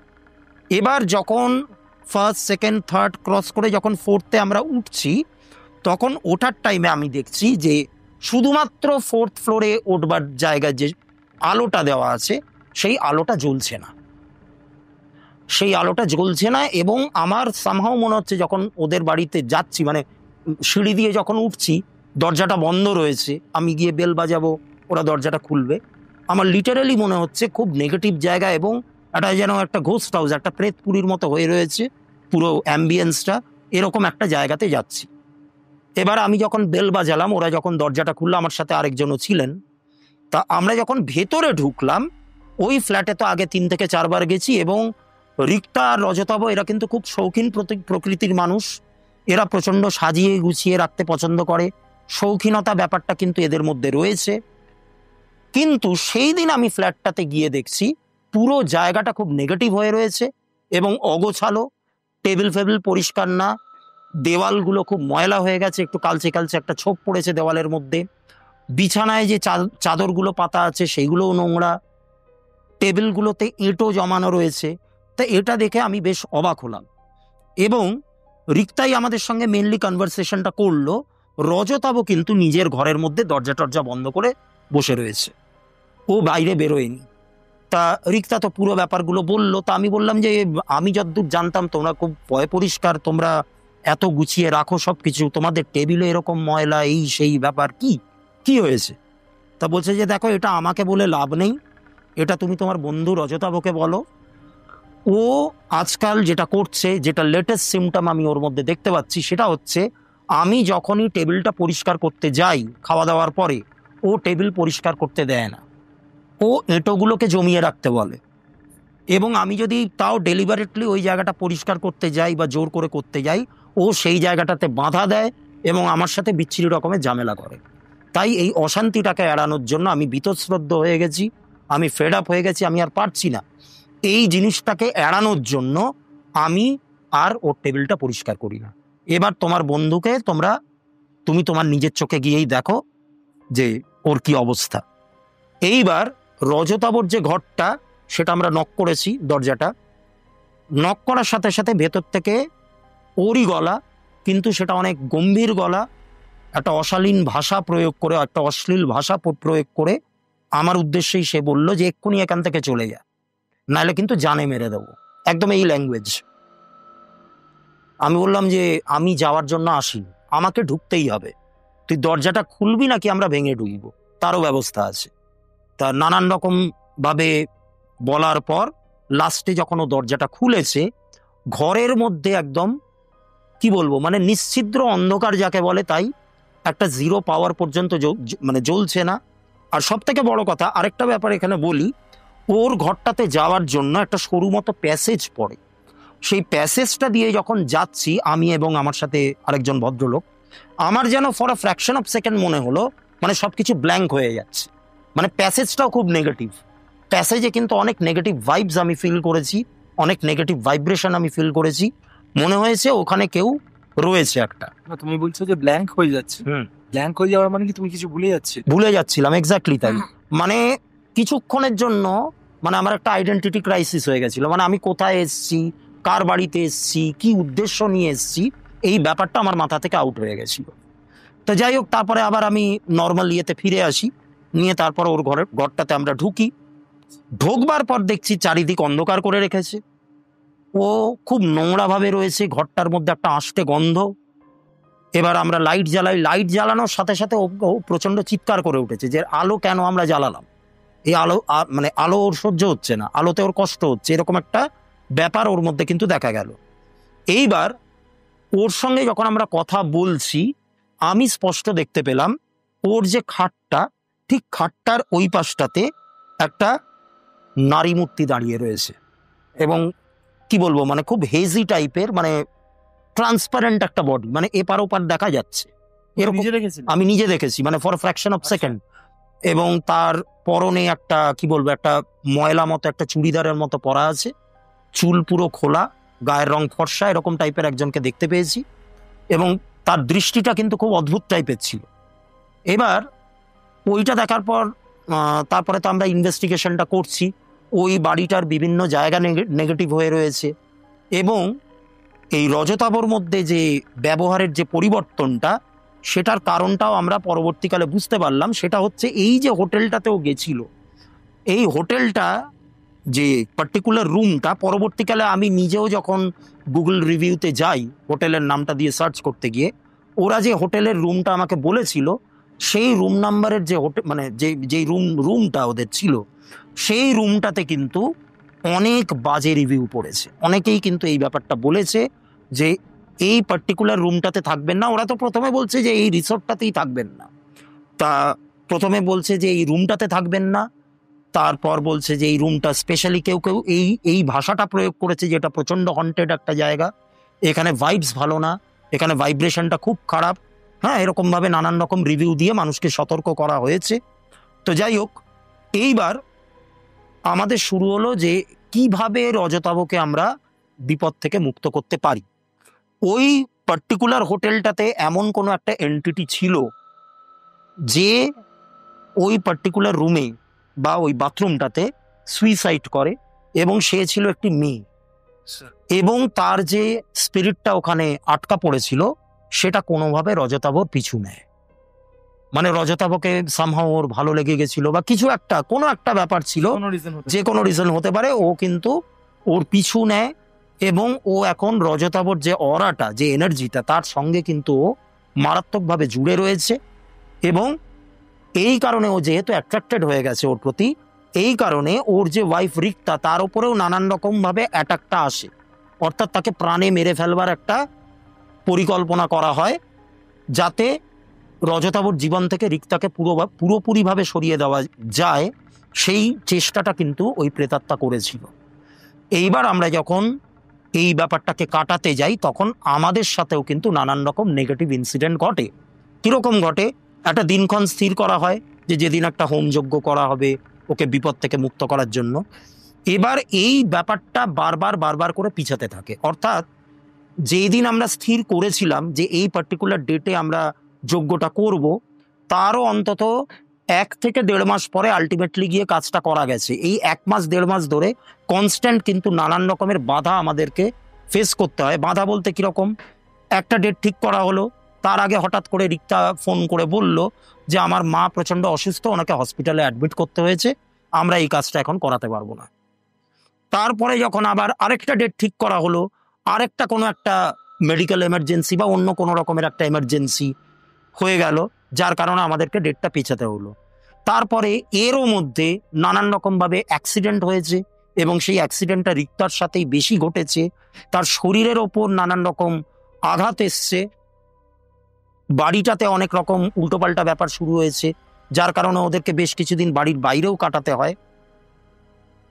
তবে প্রবলেমটা কি, এই বংশদোষ পেলে পরে বা বাড়িতে ভৌতিক উপদ্রব থাকলে পরে অনেকে ভাবে যে বাড়ি থেকে বেরিয়ে এসে আমরা সেফ থাকবো, কিন্তু ব্যাপারটা তা নয়। একটা স্পিরিট যখন কোনো ব্যক্তি বিশেষের সঙ্গে জুড়ে যায়, তার এনার্জির সঙ্গে যখন লেগে যায়, তখন কিন্তু সে বাড়ি থেকে বেরিয়ে এসে মাইলের পর মাইল দূরে গেলেও তার সঙ্গে কিন্তু জিনিসটা লেগেই থাকে, ওটা কোনোভাবেই কিন্তু কাটানো যায় না। আর বিশেষ করে এই যে বংশদোষের ব্যাপারটা, যেটা আমি বললাম মঙ্গল কেতুর কানেকশন, যেটা রজতাভর বিশেষ করেছিল, সেটাও কিন্তু এরকমভাবে কাটানো যায় না। এটা করতে গেলে রীতিমতো তন্ত্র ক্রিয়াই কিন্তু দরকার পড়ে। যাই হোক, তা এরকমভাবে ব্যাপারটা চলতে চলতে আলটিমেটলি একটা দিন আমরা স্থির করলাম যে যেই দিন আমরা এই কাজটা করব। এবার সেই দিনেও বাধা, লাস্ট মোমেন্টেও একটা মরণ কামড় বসানোর চেষ্টা। সেটা হচ্ছে যে আমরা যখন গাড়ি নিয়ে ওখানে যাচ্ছি, তখন মাঝ রাস্তায় গাড়ি খারাপ হয়ে যাওয়া, টাইমটা ডিলে হওয়া। অর্থাৎ আমাদের টার্গেট ছিল যে সূর্য অস্ত যাওয়ার পরেই তো তন্ত্র রিলেটেড যজ্ঞগুলো বেশি হয়। তা আমরা মোটামুটি টার্গেট করেছিলাম 6টা কি 6:30টায় যজ্ঞটা স্টার্ট করব। আলটিমেটলি সেটা শুরু হলো কিন্তু রাত্রি 9টায় গিয়ে, মানে এতটাই বাধা আমরা ফেস করেছি। এইবার যখন যজ্ঞটা স্টার্ট হলো, যেটা কখনো হয় না আমাদের সাথে, বিশেষ করে আমার সাথে যেই ব্যক্তি করেন যজ্ঞটা, তিনি আরো অনেক অভিজ্ঞ একজন মানুষ, সেটা হচ্ছে ওনার নানান রকম ভুলভ্রান্তি হচ্ছে। প্রথমত একটা রুদ্রাক্ষ আছে, যেই রুদ্রাক্ষটা উনি আনতে ভুলে গেছেন। এবার কাজটা শুরু করার আগে আমরা যখন ঘরে ঢুকছি, আমরা স্পষ্ট দেখতে পেলাম যে ওই ভদ্রলোকের হাতে একটা আঁচড়ের দাগ, এবং সেখান থেকে ড্রিপ করছে, রক্ত মানে রীতিমতো ড্রিপ করছে। অর্থাৎ এইটা একটা ফাইনাল ওয়ার্নিং ছিল যে তোমরা যেটা করতে যাচ্ছ এটা করো না, করলে তোমাদের বিপদ হতে পারে। তো যাই হোক, আমরা তো আর শুনবো বলে তো আসিনি, কাজটা তো আমাদের করতেই হবে। এইবার যখন হোমযজ্ঞটা হচ্ছে, মানে হোমযজ্ঞের তো একটা কি বলবো, একটা পরপর পরপর একটা ছন্দ আছে, একটা সবকিছুর একটা রিদম থাকে, যে এইটার পরে এইটা, এইটার পরে এইটা, এইভাবে করতে হবে। এইবার এই ব্যাপারগুলো ওই ভদ্রলোকের, ওই ব্যক্তির কিন্তু গুলিয়ে যাচ্ছে বারবার করে, মানে যেটা কখনোই হওয়ার কথা নয়। তা সেই রকম ঘটনা ঘটছে, কিন্তু আলটিমেটলি অনেক কষ্ট করে ব্যাপারটা করা হলো, এবং যখন এটা করা হচ্ছে তখন কিন্তু রজতাভর মধ্যে নানান রকম অ্যাবনর্মালিটি লক্ষ্য করা গেল। অর্থাৎ সে ছটফট করছে, তার শরীর দিয়ে দরদর করে ঘাম ঝরছে, তার চোখ মুখ লাল হয়ে উঠছে, সে নানান রকম আমাদের মানে যজ্ঞের যে সমস্ত সামগ্রীগুলো সেগুলো ছুঁড়ে ফেলার চেষ্টা করছে, এরকম নানান রকম ব্যাপার হচ্ছে। হতে হতে প্রায় 11টা কি 11:15 যখন বাজে রাত্রি, তখন আলটিমেটলি রজতাভর অরার মধ্যে থেকে, বা তার যে এনার্জি বডিটা, সেখান থেকে ওই স্পিরিটটাকে আলাদা করা গেল, এবং আমরা স্পষ্ট দেখতে পাই যে একটা সাদা শ্যাডো মতো একটা কিছু ওর শরীরের পাশ থেকে এরকম ভাবে বেরিয়ে দ্রুত বেগে অন্য একটা ঘরের দিকে চলে গেল। এবং ওই ঘরটাতে একটা বড় ফিল্টার রাখা ছিল, একটা জলের ফিল্টার। সেই ফিল্টারটা মানে এমনভাবে টুলের ওপর রাখা ছিল যে এমনি এমনি ওটা পড়বে না। ওই ফিল্টারটা হঠাৎ করে দম করে পড়ে গেল, মানে আমরা পরে গিয়ে দেখছি যে ফিল্টারটা মেঝেতে পড়ে রয়েছে। তারপরে আস্তে আস্তে পুরো ব্যাপারটা ক্লিয়ার হলো, এবং যজ্ঞের পর মানে ওই যে ঘরের মধ্যে একটা নেগেটিভিটি স্টাক হয়েছিল, মানে ঢুকলেই একটা মানে গা ভারী হওয়ার মতো একটা ব্যাপার, ওই ব্যাপারটা তখন আর ফিল করা গেল না। সব দরজা জানলা খুলে দেওয়া হলো। আমরা দেখলাম যে মানে পুরো বাড়ির পরিবেশটা, পুরো ফ্ল্যাটের পরিবেশটা খুব হালকা হয়ে গেছে। তারপরে যতটুকু আমরা ফলো আপ রেখেছি তাতে ওরা এখন একটু বেটার রয়েছে। এগুলো কখনোই, আমি আগেও বলেছি এটা বিভিন্ন পডকাস্টে, আবারও বলছি যে তন্ত্রক্রিয়া হয়ে গেল আর ওভারনাইট সব কিছু ঠিক হয়ে গেল, ব্যাপারটা এরকম হয় না। এইগুলো অনেক দিন ধরে চলতে থাকে, অনেক দিন ধরে চলে। তা এইটা হয়। তা এখন রজতাভ নতুন একটা চাকরির যোগাযোগ পেয়েছে, ও আবার কাজে জয়েন করেছে, একটু একটু করে ওরা বেটার রয়েছে। তবে এখানে আরেকটা ব্যাপার বলে রাখি, যোগ্য হওয়া মানে যে পুরো ব্যাপারটা কমপ্লিট হয়ে গেল ব্যাপারটা কিন্তু তা নয়। সেটা হচ্ছে এইবার এই যে স্পিরিটের যে ব্যাপারটা বললাম, যে মানে ওর সঙ্গে বা ওর প্রতি আকৃষ্ট হয়ে গেছিল, এদের সঙ্গেও তো আমাদের কমিউনিকেট করতে হয়, এদের কাছেও একটা রিকোয়েস্ট করতে হয় যে তোমরা যেটা করছো সেটা করো না, তোমরা এই জায়গা থেকে চলে যাও। এবার কেউ এটা উগ্রভাবে করে, কেউ এটা নম্রভাবে করে। তা এই যে কমিউনিকেশনটা বা এই যে হিলিংটা, এটাও তো একটা হিলিং এর পর্যায়ে পড়ে। তা এই কমিউনিকেশনটা করতে গিয়ে আমরা বেশ অনেকগুলো তথ্য আমরা জানতে পারি, যে যেটাকে সুইসাইড বলে অ্যাকচুয়ালি চালানো হচ্ছে, সেটা কিন্তু একটা সুইসাইড ছিল না, এটা কিন্তু ছিল একটা মার্ডার। এবং মানে সেই মেয়েটিকে ওখানে ভুলিয়ে বালিয়ে নিয়ে গিয়ে তাকে এরকম খুন করা হয়। এবারে যখনই কোনো কাপল ওইখানে আসে, কাপলরা ওই ওই রুমটাতে স্টে করতেই পারে না, এবং স্পেশালি সেই সমস্ত কাপলরা যেখানে হাজব্যান্ড একটুখানি কেয়ারিং তার ওয়াইফের প্রতি, তার প্রতি ও একটু বেশি রকমের আকৃষ্ট হয়ে পড়ে। কারণ যেহেতু ও নিজে ওই জায়গাটা পায়নি, তাই কোনো একটা কেয়ারিং নেচারের কোনো পুরুষ মানুষ দেখলে পরে ও সেই জায়গাটাকে নিতে চায়, বা তার জীবনের সঙ্গে ও কিন্তু জুড়ে যেতে চায়, যেটা রজতাভর ক্ষেত্রে ঘটেছে। তা ওই কারণেই ও কিন্তু রজতাভর সঙ্গে এত দূর অব্দি চলে এসেছিল, এবং ও হয়তো মনে করেছে যে আমি একটা ভালোবাসা পাবো বলে এখানে এসছি। কিন্তু আলটিমেটলি কি হয়, ব্যাপারটা তো একটা এনার্জি, একটা নেগেটিভ এনার্জি, এবং অপঘাতে মৃত্যু। এটা সুইসাইডও বলা ভুল হবে, এটা অপঘাতে মৃত্যু হয়েছিল। তা সেইটা হওয়ার কারণে এরা কিন্তু একটুখানি প্রতিহিংসা পরায়ণও থাকে, এবং যার কারণেও রিক্তাকে বারবার করে রজতাভর জীবন থেকে সরিয়ে দেওয়ার একটা চেষ্টা করেছিল। এরকম নানান রকম ব্যাপার হয়েছিল, যেটা কমিউনিকেশনের মাধ্যমে বোঝা যায়। তবে আলটিমেটলি যেটা আমরা করি, যে একটা পোর্টাল ওপেন করে, ওকে মুক্তি তো আমরা কাউকে দিতে পারবো না, কিন্তু এমনভাবে একটা পোর্টালের মাধ্যমে ওকে পাস করিয়ে দেওয়া হয় যে কোনো স্পিরিটকে, যে ও মহাকালের আন্ডারে চলে যাচ্ছে। এখন চাইলেও কেউ ওকে আর কোনো অন্য কোনো নেগেটিভ কাজ বা কোনো তন্ত্রক্রিয়ার মধ্যে, একটা ওয়েলবিং এর মধ্যে দিয়ে, মানে তার একটা কি বলবো, তার একটা শান্তি সস্তায়নের একটা ব্যবস্থা করে দেওয়া, যে যেই কষ্টটা ও পাচ্ছে এবারে পরবর্তী জন্ম ও কি পাবে না পাবে সেটা তো ওর কর্মফলের ওপর নির্ভর করছে। তা এটাই ছিল হচ্ছে ঘটনা। এই ছিল আমাদের ভূত পাহাড়ের গপ্পের সিজন 1-এর অভিজ্ঞতা। আমরা সবাই মিলে হই হই করে আনন্দ করেছি, খুব মজা করেছি। এতজন 23 জন যে আমরা ছিলাম, আমরা একটা সেকেন্ডের জন্য ভাবিনি যে কেউ কাউকে চিনি না, সবাই অচেনা। সব মনে হচ্ছিল ফ্যামিলি, বন্ধু, ভাই, সবাই মিলে আমরা ঘুরতে এসেছি। সবার সাথে ফ্র্যাঙ্কলি মজা করেছি, মানে টাং খেচাই হয়েছে। কেউ কাউকে চিনি না, এদিকে মানে টাং খেচাই, মানে আমাদের পাতি কথায় যেটা বলি আমরা, মানে আমাদের বন্ধুদের সাথে, যে এ ওকে চাটছে, এ ওকে চাটছে, মানে পাতি কথায় বলছি আমি বিষয়টা, এক্সাইটমেন্টটা এতটা এরকম হচ্ছে। এদিকে কেউ কাউকে কিন্তু আগে থেকে চেনে না, এই ট্রিপের আগে কিন্তু কেউ কাউকে চেনে না।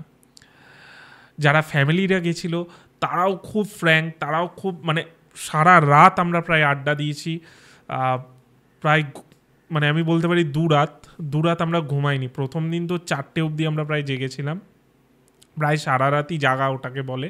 আর সেকেন্ড দিন প্রায় 3টে 3:30 অবধি জেগেছিলাম। তো ঘুম হয়নি, সত্যি কথা বলতে ঘুম হয়নি। তার কারণ আর কিছুই না, মজা। মানে সবাই মিলে আমরা সারা রাত ধরে আড্ডা দিচ্ছিলাম, এরকম মজা আমরা করেছি। যারা আমাদের সাথে গেছে তারা অলরেডি বলছে যে মানে আর সামনের বছর নয়, খুব তাড়াতাড়ি ট্রিপ করো। আমি বলতে পারি যে এই ট্রিপে গিয়ে আলাদাই একটা এক্সপিরিয়েন্স পেয়েছি। এটা আমি ভাবিনি যে কোনোদিনও হতে পারে। মানে আমি খুব আনস্ক্রিপ্টেড ওয়েতে বলছি, আমি আজকে কোনো স্ক্রিপ্ট নেই আমার কাছে, ওর জন্য বারবার হয়তো আমি আটকে যাচ্ছি।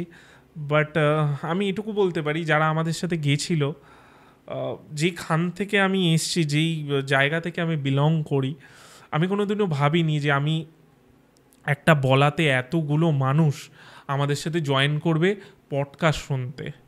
মানে এটা আনএক্সপেক্টেড, কেউ ভাবতে পারে না। এই ভালোবাসাটা আপনারাই দিয়েছেন, আপনারাই, মানে মানে আমি আর বলতে পারছি না। আমি এইটুকু বলতে পারি যে একজন এরকমও ছিল যে ব্যাঙ্গালোর থেকে এসছে, অঙ্কুরদা 2বার ফ্লাইটে করে ব্যাঙ্গালোর থেকে এসছে, 2বারই ট্রিপের জন্য। যেহেতু প্রথমবার আমাদের ক্যান্সেল হয়েছিল ওই ডেটটায়, সেবার এসছিল, তারপর চলে গেছিলো, আবার এই সেকেন্ড টাইম এসছে।